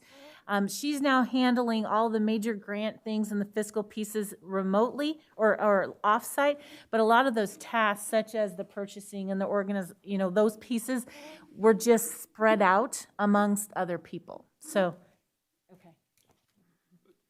Just a good question about how it ties in with, human resources. That kind of picks my head up because we have a human resources department. Just because it's a federal program that we have to have separate human resources? Honestly, Jeff, I just selected that because it fell in line with what my needs were and what I recognize some of the deficits are. Right. So we work with the district in terms of all of our hiring, and that's been a big challenge for me because that involves a whole nother system of accounting. But our primary grant is through Head Start, and that's another system of management and oversight.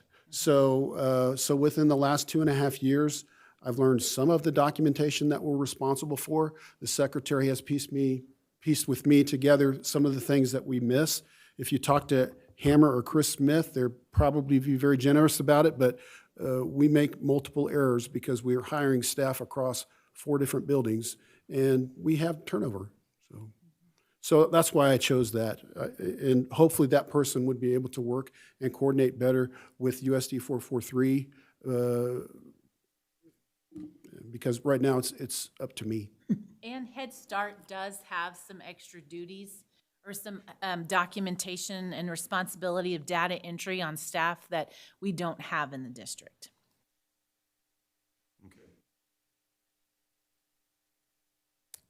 But If there's anything the government likes, it's paperwork, and they make a lot of it. So with keeping that in mind, I can understand the need for someone more help. So I would move to fund this new position. I'll second.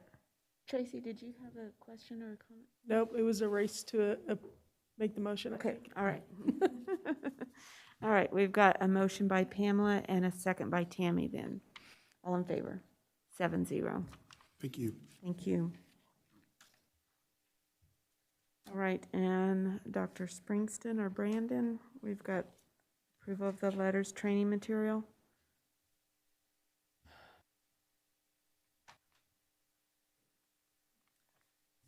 So just quickly, I'll give you an overview of what's being proposed to the board, and I'll have Brandon briefly explain letters, because I know you've heard it before, and you heard even earlier tonight about letters being an approved research-based strategy for not only dyslexia, but reading in general. But what's in front of you is a request for $36,784 to purchase letters, training materials.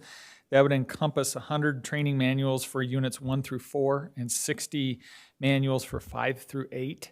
So this is part of our ongoing plan to scale up the training of our staff in this. These funds would come out of they've already been encumbered pending board approval from the link funds that we currently have in our balance. So with that, I'll have Brandon briefly give you an overview of what letters is. Hello. So with letters, it's a great resource and tool for teachers to use in all levels of tiered support. So when you look at tier 1 instruction with core, it's really giving teachers the strategies and the tools to teach all students across all ability levels in that classroom. With that, it also helps support the tier 2 and tier 3 instructions and really gives those students more opportunities and teachers more tools for their teacher toolbox to help them in the classroom. Is there any questions? You mentioned dyslexia. How does that, I'm just a question, how does a cooperative fit in with the dyslexia and letters? And I mean, how do we all work together with these children? Because dyslexia is a problem the state has really hammered on, has really emphasized it, this year. Yeah, you want to be, so with that, when we look at dyslexia, it's really about the knowledge and understanding of students with reading deficits, right? So when we look at whether or not they have a reading deficit, and then we look at the co-op, whether or not it's a learning disability, right? So it gives, this letters help support students in all those areas and provides teacher an awareness of what dyslexia is and some possible red flags. We can look at all that, we can find those awarenesses from FastBridge data, through our summative data, formative assessments. We can see where those gaps may lay, and letters help support those students in those areas of weaknesses. Pardon me if you've told me this, but do we have the ability to diagnose dyslexia? How does a child, how does a child go about getting diagnosed with dyslexia? Yeah, really, it's a pretty lengthy process. There's a lot of evaluations that need to be done. You look at reading instruction, yes, but looking at where those gaps are and how we support them. So it's a very lengthy diagnosis from a school or from a psychologist at a facility. As a public education, we don't diagnose dyslexia. Now, we have awareness of what those possibilities might be, but our job as teachers is to help support their learning in the classroom. Okay, I understand. I mean, I appreciate letters and I know what you're trying to do. I'm just kind of thinking a little bigger picture because there's some frustrated kids and parents because that hadn't been diagnosed. No, I was just gonna say, so are you saying that it isn't possible for us to be able to have somebody that's on staff that could go to training and have that as a skill? Well, I really believe the partnership we have with 613 to be able to do that diagnosis component. For our end, regardless, we're gonna screen all kids using FastBridge, the formatives in our new ELA materials, the formatives our teachers have. We're gonna treat all the kids and we're gonna group them and then modify and align our instruction. If a student is receiving services in a 504 or an IEP, then that brings another layer in a tier 3. It won't change our tier 1 and 2 support. So to your point, there are organizations out there. In fact, there's probably some staff members in our district that have been trained through those organizations to diagnose. I do not believe that's something that is in the district's best interest to get into diagnosing. That would be an outside entity, and then if that diagnosis comes in, then obviously as a district, we take that and we work in conjunction with it. If that leads into an IEP or a 504, then obviously we partner with 613. Because we'll still proceed as a district to provide that tier 1 and 2 support, as well as the pullout in tier 3, which is when 613 would come in and provide those additional supports. So we're making sure that we're layering. So to your point, we do not currently diagnose. I right now at this point, it would not be my recommendation as a district that we go into that. I think there's entities out there that are definitely more qualified to do that than we are. Well, my concern is it needs to be addressed quicker. Okay, so, you know what I'm saying? So something needs to be put into place that if the child has a deficiency in reading, that it triggers something, or that we, you know what I'm saying, rather than. I do. So to put it a little bit, when we have the FastBridge that we've put into place the last 2 years, we have set up regular progress monitoring every 10 days. So we do the FastBridge screening 3 times a year, and from that, we can drill down through diagnosis. So we'll do a regular screener, and then if we see some issues that our kids are showing some risk or high risk, we drill down deeper to see what are those skill deficits. Because the reason we need to do that is so we could tailor our responses immediately, like you're talking about. So once we have that, we group our kids into similar groups that are going to receive those skill development supports in that tier 2. There's a 10-day cycle. So once we do that, we group them, then we have 10 days of instruction. That way we've got the ability to impact some interventions and then measure it again. And then we do that over and over between the FastBridge windows. So I'm very confident we are monitoring and we are also responding pretty rapidly to those needs. We're starting to see, and we'll know more as we get to the spring FastBridge and look at our growth overall. But also when we start getting our CAP data and those things, we'll get to see from an aggregate, a district summative if we're moving it. So to your point, we do have in place through our MTSS structures a pretty rapid response. Okay, thank you. What prompted this was a parent told me that their child had been labeled a troublemaker, and he was angry in class all the time. Well, he got a diagnosis of dyslexia and found out if he couldn't read, he was going to act it out, and it changed his life. Yeah. So we are putting many measures in place to help us identify these earlier, and there are many kids that have to be analyzed. What is most important and why this letters is important is because we're training teachers how to work with kids no matter where they're at and what they have, diagnosis or not. And these are skills that will help us improve instruction in the classroom.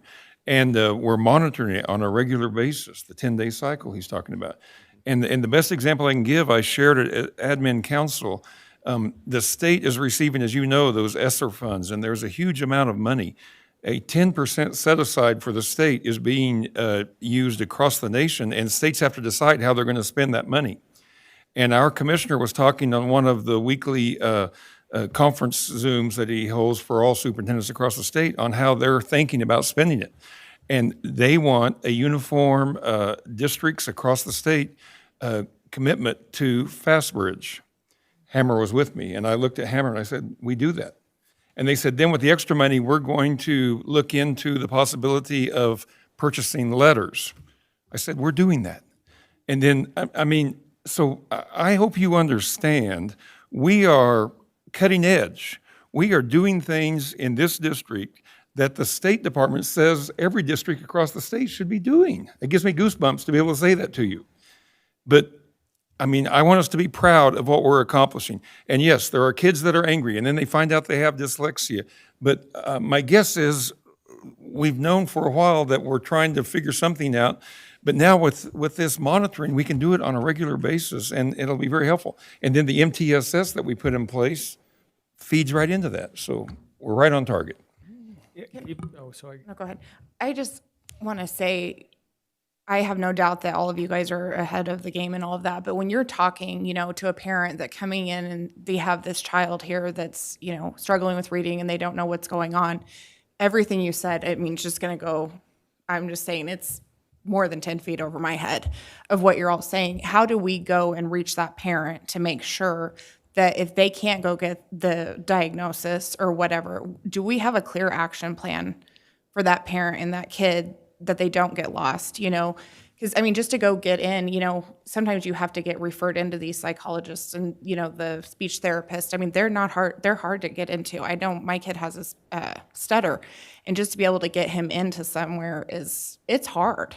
And so I guess I would want to make sure as a district, we're doing everything we can to be a partner with their parent to make sure they're getting all the help, because we, you know, you guys can all sit up here, I don't want to say we, I'm not even gonna group myself in that, can follow everything you're talking about. But I know as a parent, there's no way I could follow anything you just said as far as, I just want to make sure they don't get lost and we've got a clear plan to help them.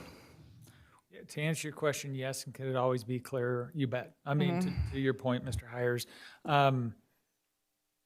Dr. Dirksen's been very clear that literacy is the foundation of everything that we're putting the majority where we're putting our focus, because it transcends all subjects, including our electives and specials. And that frustration can build over time, because as we increase the expectations of our students, and if their gaps don't grow to meet those or to close it, that's only going to compound. It can lead to, you know, higher dropout rates and other things. And all those things we know. And I mean, that's common sense, not to mention the fact that it's been researched quite a bit. So we have been purposeful in what we're doing, not only in the link that we've, you know, the link strategies that we've tied into it, but the Summer Literacy Institute, because we know the more awareness that we can bring around brain research, the science of reading, and then utilizing effective and research-based instructional strategies for our teachers, it will leverage all of our kids. To your point, as we partner with parents, whether it's the FastBridge letter or it's just those constant communications, to be able to sit down with a parent, and I've had a couple that have come to me just concerned about their kids and then the COVID and whether or not retention should be an option. After I had a chance to sit down and explain to them our MTSS structure, they felt a sense of relief, yet guarded optimism, which I respect that. They're like, okay, I feel good that you have a structure in place that drills down to my kid and you're monitoring my kid. Now, I trust you enough. Now I want to watch it. I want to see it put into action. So we have that component. I mean, that it starts with that communication from that teacher, that principal, the district as a whole. That's where we're going to be most effective. How we can connect them to outside agencies, the entities at the school can help them. Because I know parents, they don't know what to ask. They just know that it's frustrating and they're concerned for their kids. That's why we're here as a partner in that. Come, I would say to any parent, come ask. We're here. Don't be afraid to ask your principal, your teacher. Come here to the district office. If we don't know, we will let you know and help guide you where you need to go.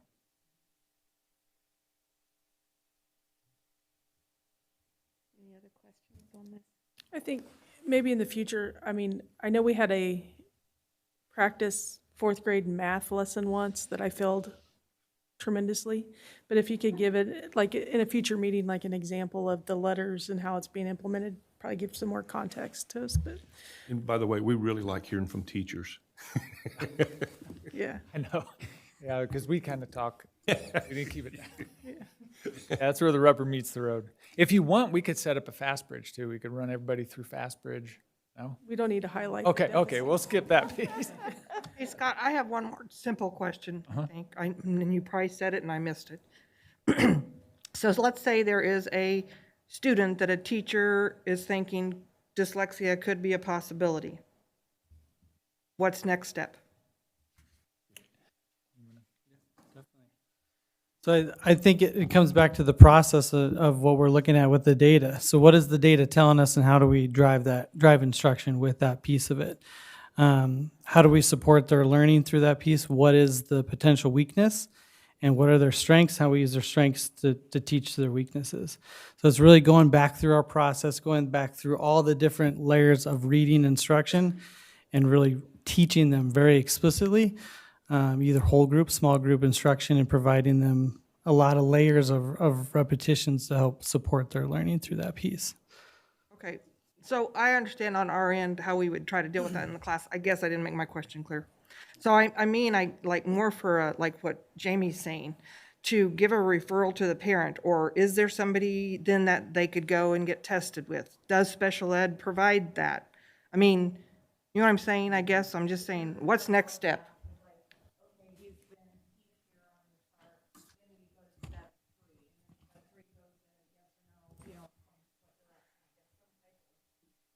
Yeah, tech. So to answer your point, so let's say we've got a young, let's just say it's my son, Cade. Cade's having difficulty in class. We could see it at home, his parents.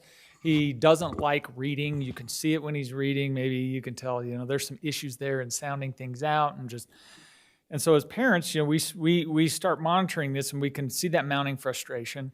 As a parent, what would I do? What's my pathway? Well, my pathway at that point really would probably be reaching out to the schools, because that would be my thought. How do I reach out to schools, and now what? So a parent always has that opportunity. Then from those schools, we can get them into contact with a school psychologist who could provide additional information and possible testing. But before we did the testing, what's going on in the back end, the way we've designed our progress monitoring, but also the way we've designed our SIT team. So we'll monitor these kiddos, and if they're not making that growth as they should during those multiple 10-day windows, and they're still lagging statistically behind, maybe 2 standard deviations behind the mean, if we're seeing that our interventions aren't having an impact, that's when we start to get a referral with the SIT team and IEP placement, that we can do additional testing. It's at that point then, as an entity with 613 as a partner, we would go into additional testing to identify what is that deficit, because we need to know what that deficit is to be able to target an intervention.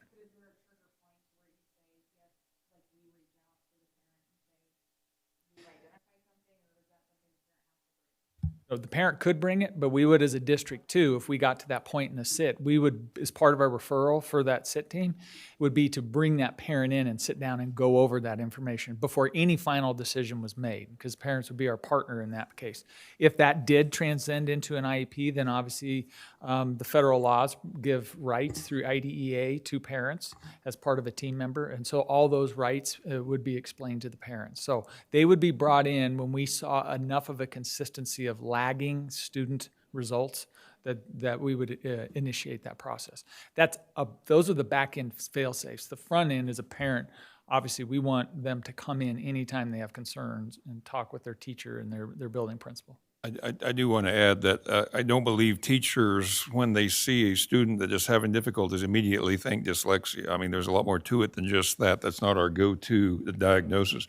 But I also want you to know that the state has mandated dyslexia training, and we've met that requirement this year for 6 hours of training that was done in 2 stages, and it was videoed so that all staff members can meet that requirement. And so we are just now starting to raise the awareness of all educators, and we're complying with that. So we're doing major steps that have never been done before. So we're on the right track there. Well, I'd really appreciate you use the language, we're finding the gaps. I mean, that's, you're right, dyslexia is just one issue, and there are many.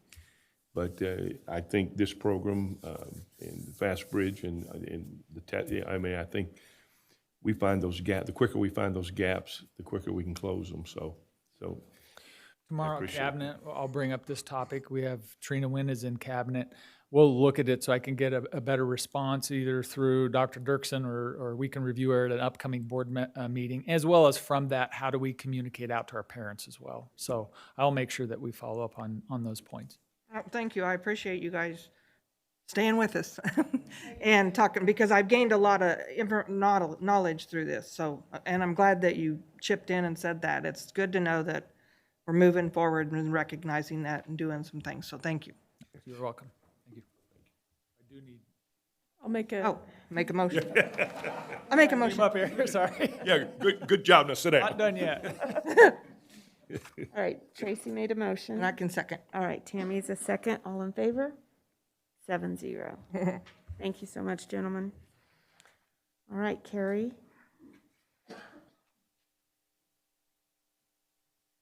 Good evening. I simply have an update for you this evening, and it's about the 2022-2023 calendar. So I'll be speaking for you, Pam, when we come to committee assignments. But we did send out a calendar earlier for the staff to vote on, and we had an overwhelming response this year. As we took a look at that calendar, we felt like there were a couple of pieces missing. And one was that we really had unbalanced semesters, so we wanted to change that a bit. And then we also adjusted our December holiday to better match our dual credit students. So those who are taking dual credits, that they have a holiday that maybe aligns better with Dodge City Community College and maybe some other places where they're taking classes. So we have sent out a revised vote for our staff members. We did that today. We anticipate getting that back very soon, and we'll have a vote for you at the next board meeting. Thank you. Thanks, Carrie. All right, Hammer, you're up. We get to talk about elevators. Yes, among other things. Good evening, board members. Yes, you're correct. First item on the list is about a week and a half ago, we had an elevator quit working on us. Basically, the power pack died. It's an older elevator over in the Alt Ed building. So we did take the action to go ahead and issue a PO to get that process working. I'm sad to say it is not working yet. The parts have been ordered, but they aren't here. We did call even this morning to find out, where they are, and I don't have a hard date to give you on when the parts will be here, but they have been ordered. The PO has been issued, and so I guess what I'm asking you for is to ratify the action that we already took to get that fixed. It is a necessary. Oh, absolutely. Yeah, we are out of compliance. Yep. We are out of compliance. We took action right away to stay in compliance, and that's why we moved that fast. I'll make a motion. Second. We've got a motion by Jamie and a second by Tracy. All in favor? 7-0. Thank you.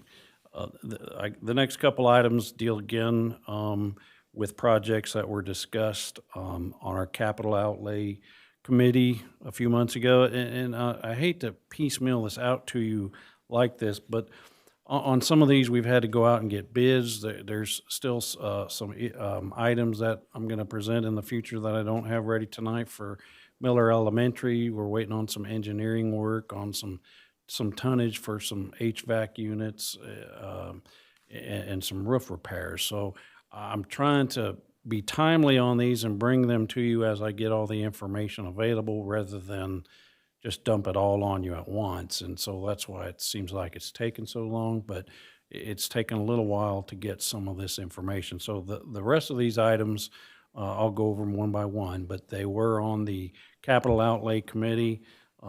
This next item is security cameras, and there's about 45 cameras in total, and they're scattered throughout the district. The two middle schools, the high school, adult ed, and Brightby Giddings. So they're older units, and it's time to replace them.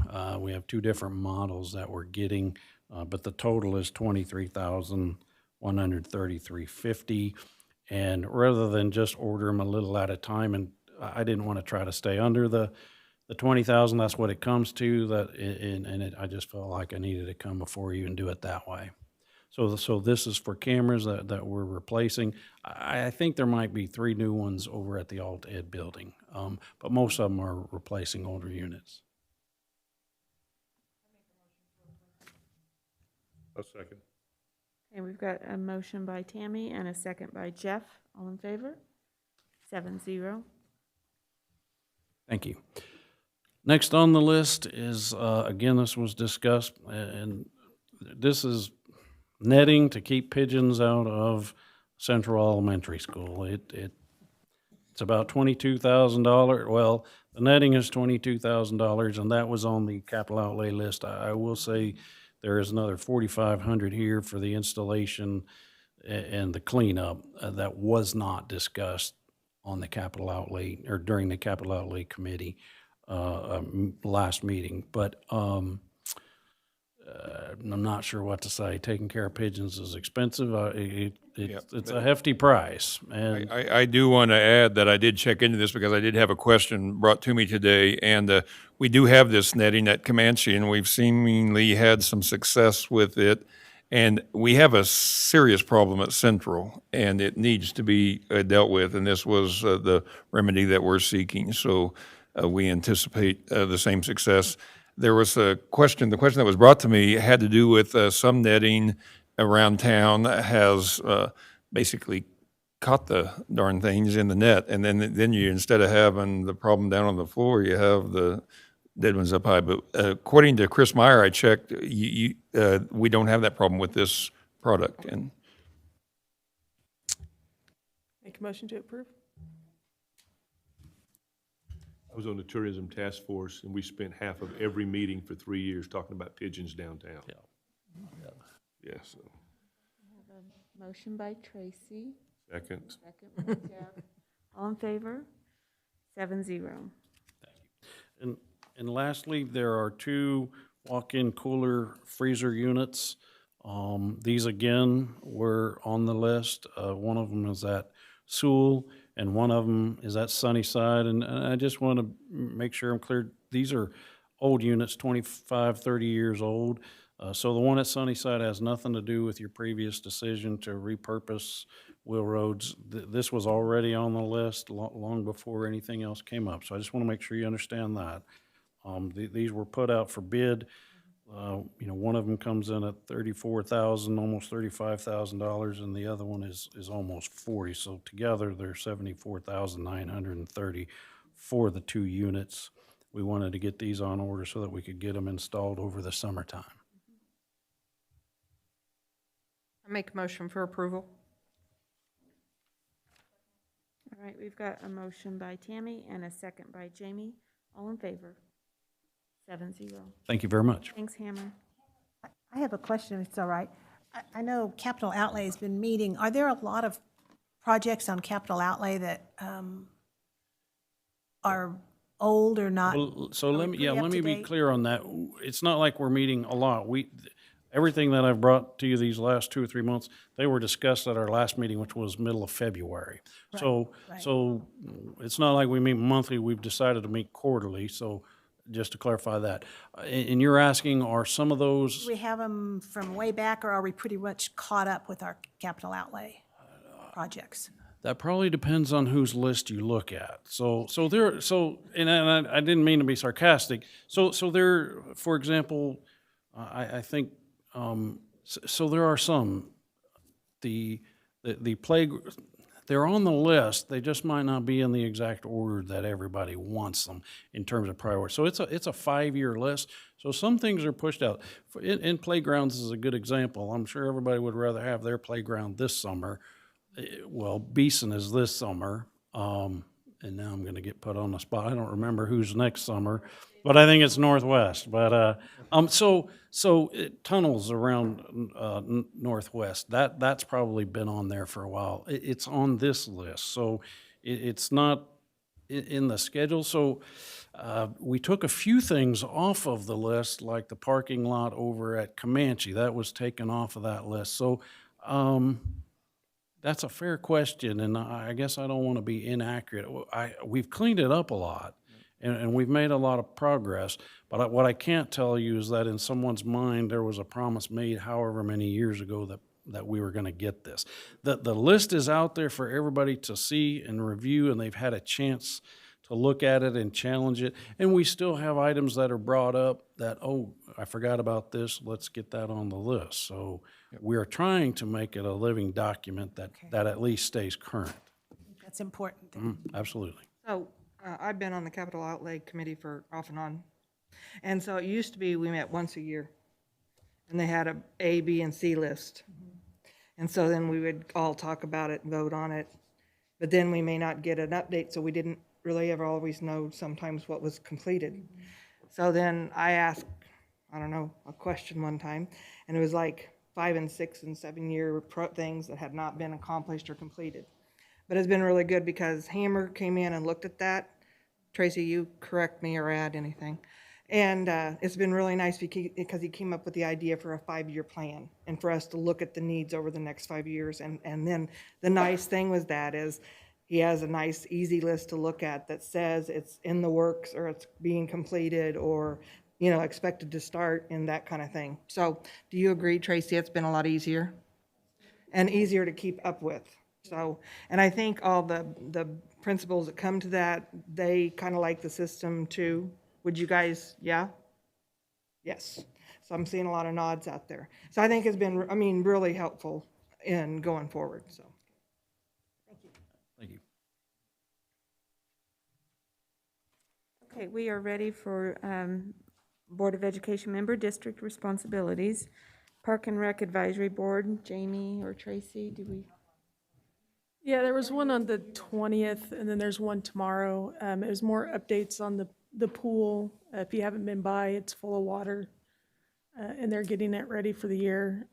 They did at Arbor Day, planted a tree in Alan Cunningham's honor, and there's another meeting tomorrow, and on the agenda, there's not any new business. It's just reporting the old business. But it's been an active month with Earth Day this month and all the cleanup that they've done through the city. All right. Bright Beginnings Head Start, Ryan, do you have a report? Yeah, I've got a few.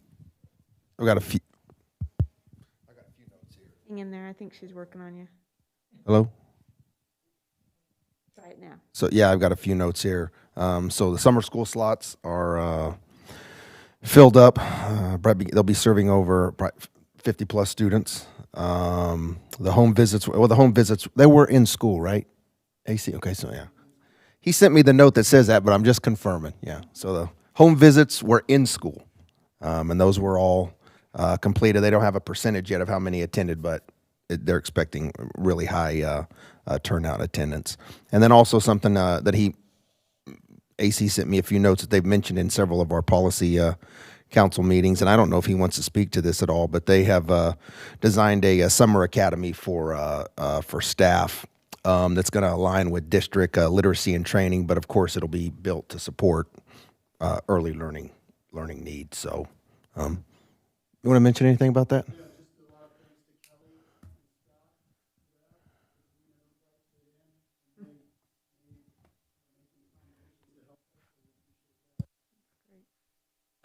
Very good. Thanks, Ryan. All right, Jeff, special education? Well, we just got a building for the TEC program tonight, and so that'll, I think the staff is ready to move on that and begin to put plans in place for next year. Recruiting of teachers is always an issue this year, this time of year, and plus, I don't know if I've mentioned it in any, I'm really proud of the gifted program that has been put in place. Jason Wright has been spearheading that, and really, I think there's a great plan that met with approval with the superintendent. So those are just a few of the things, and Trina and her staff have their work cut out for them now as they get ready for a new year. Very good. Thanks, Jeff. I thought you took a breath like you were going to talk some more. Pamela, do you have anything on the legislative side? This evening, I have a speaker that will talk to us about the legislative. Dr. Dirksen. We're actually down to what they believe might be the wrap-up session, which is one day, and that's coming up. And at this point, there's still a few things to be decided. Some of them are quite serious, but some of the major concerns that we had, we being USA and organizations dealing with education, didn't pan out. So some of the work that has been done across the state has been helpful to be more kind to public education than how it originally started. So as soon as this is done, we'll be able to share with you, we can review or just forward emails what has been accomplished. So nothing drastic at this point, but definitely serious. I don't want to speak for Tammy and Tracy, but I think we've covered capital outlay. We voted on it. Yeah, okay. Carrie already spoke on the calendar update, so we're there on that. We've got Tracy scheduled to review bills for our June meeting.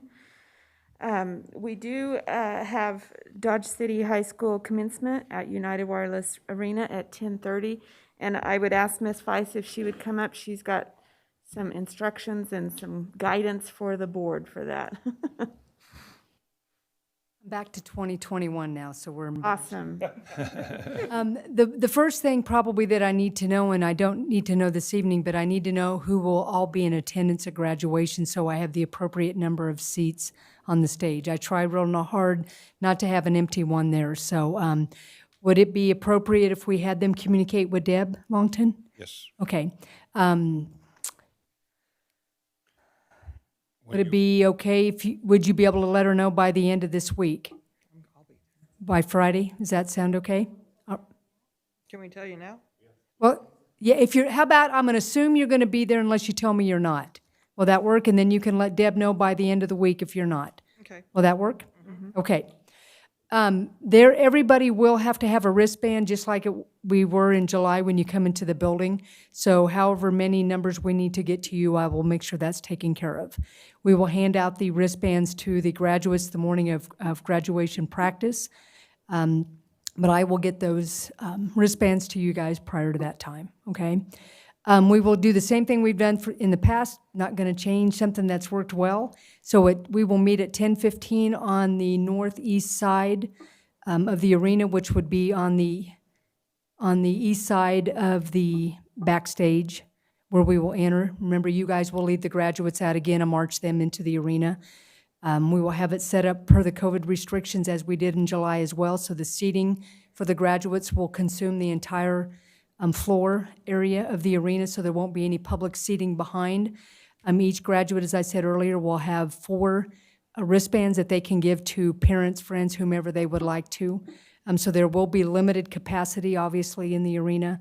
We will ask people to social distance in the arena, and then when they are comfortable and in a safe place, if they would like to remove their mask, they are welcome to do that. I'm not expecting any major obstacles, but it went well in July, so we're just going to replicate that. And then Martha's going to have to figure out how to do a regular graduation next year, because I'm going to tell you, regular is not in my vocabulary this year. So we'll work on that transition piece. I don't know that there's anything. Usually you guys have an interest in approximately how many seniors. We're looking right now at approximately 475 graduates at the high school program, and then the following day in the DCEC program, we are looking, right as of today, there are 21 who have met the graduation requirements, possibility of 2 more that could make it between now and next week. Can you think of anything else I'm forgetting?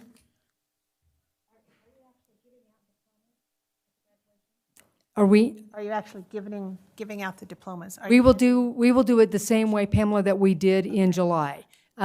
Well, you may be asking a different question than I'm addressing. I'm gonna address 2 pieces. Rather than shaking hands as we did traditionally, we've been asked to just hand the diplomas again, and I talked to the seniors about that in our meeting last week. They're cool with that. They feel like it gets them across the stage a little bit quicker, so that's good for them, it's good for me. The real question maybe you're asking is in regards to the actual diplomas themselves. We don't have a diploma in the cover. It's a blank cover. The graduates then come back to school on Monday and pick those up from their counselors. Okay? Anything else? I had a parent tell me their child goes to a very, very small school, and they had graduation and were quite proud of the fact that they got their small senior class across the stage in 45 minutes. I said, well, we got that top, so. Well, we're not going to do it in 45 minutes No, now. but we've got a lot more graduates. so. Yes, yes. Our goal will be to be out of there shortly after noon. Okay. Anything else I can do for you this evening? Okay, thank you very much. Thank you, Jackie. Thank you, Jackie. Okay,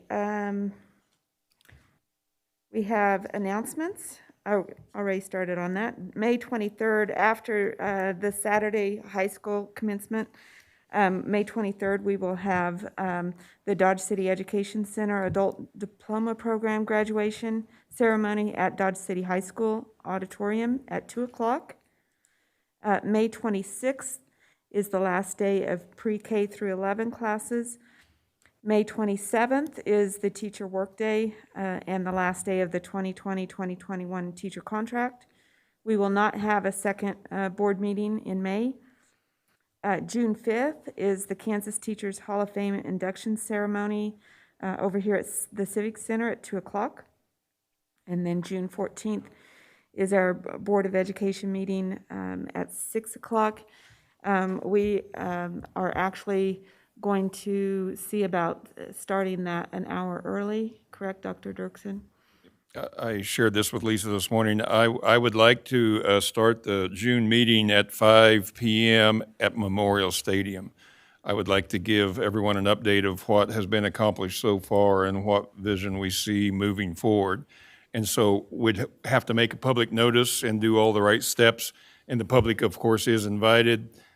We will have a regular meeting here at 6 p.m. So we'll start at 5 p.m. at Memorial Stadium, do the walkthrough, go across and see both sides, and then return back here for the regular board meeting at 6 p.m. But with the board's permission, I would like to do that.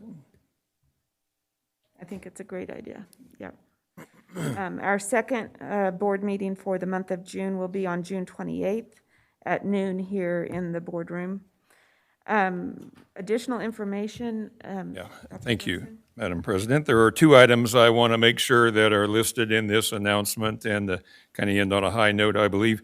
But first of all, I've been saying this for several board meetings, and I want to publicly say it again.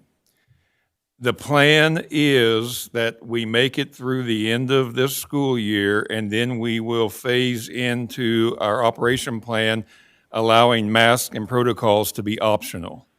And we'll be very clear on that. I did not want to confuse people and take that action today because I thought that would just confuse them for the rest of the school year. We're trying to make it to the end of the year, and we're almost there. And we're very grateful. And so I just want, and that will be subject to change. We will still have an operation plan, and if we have to pivot, we will pivot when the need arises for that. But we owe it to our constituents, we owe it to the community to be fair. I celebrate the fact that the plan worked, we've made it this far, and we've done it quite successfully. And so I just want to make sure everybody knows that. And then the last thing I want to share, and I received permission to share this, but following the Governor's Council on Education Zoom meeting, one of the members called me, and his name is Frank Henderson. And Frank Henderson may be a familiar name to some of you. He is from Sharon Springs, Kansas. He's a board member at Topeka Seaman. He will be next year's National School Board Association president. He's the president for the National School Board Association across the nation. And he shared with me that he wanted me to know, and gave permission to share the board, that we have one of the finest coaches coming our way in the Midwest, not just Kansas. And he said what he does for the character of girls and boys alike outshines the results of the wins and losses that he brings in a football program. But he wanted me to know that we had one of the finest coaches that you could ever ask for coming to our district. And with credentials like that I really took that serious. And I asked him for permission to share that at the next board meeting. And he said, absolutely, because I stand by what I say. And I just think that's exciting. I mean, that's the kind of character and the kind of individual that we keep adding to our team. And I welcome Coach Vanille and look forward to him and his wife being a part of USD 443. So what great news to share. And that's our new high school football coach. That's our new high school football coach, yes. That's awesome. I was going to say the same. My cousin, my family all's from up in Topeka around Seaman High School, and they said the exact same thing. He was neighbors with them and said, we're getting a really good one, a really good guy. So That was great to hear. We did have a request for my mind's a blank. Yes, on the letters for a future board meeting. Anything else for additional information or future board meeting that we need to have? Okay, we do need an executive session for discussion of personnel matters of non-elected personnel. Dr. Dirksen, how much? Let's do it in 10 minutes, and let's bring the school attorney and myself, please. Okay, and just a reminder, we will go upstairs for that executive Yes, session. we will. Thank you, everyone. I make a motion for executive thank session for you, 10 Tammy. minutes for non-personnel. Rachel? Motion by Tammy, second by Pamela, all in favor? Thank you all. Why don't I ever remember?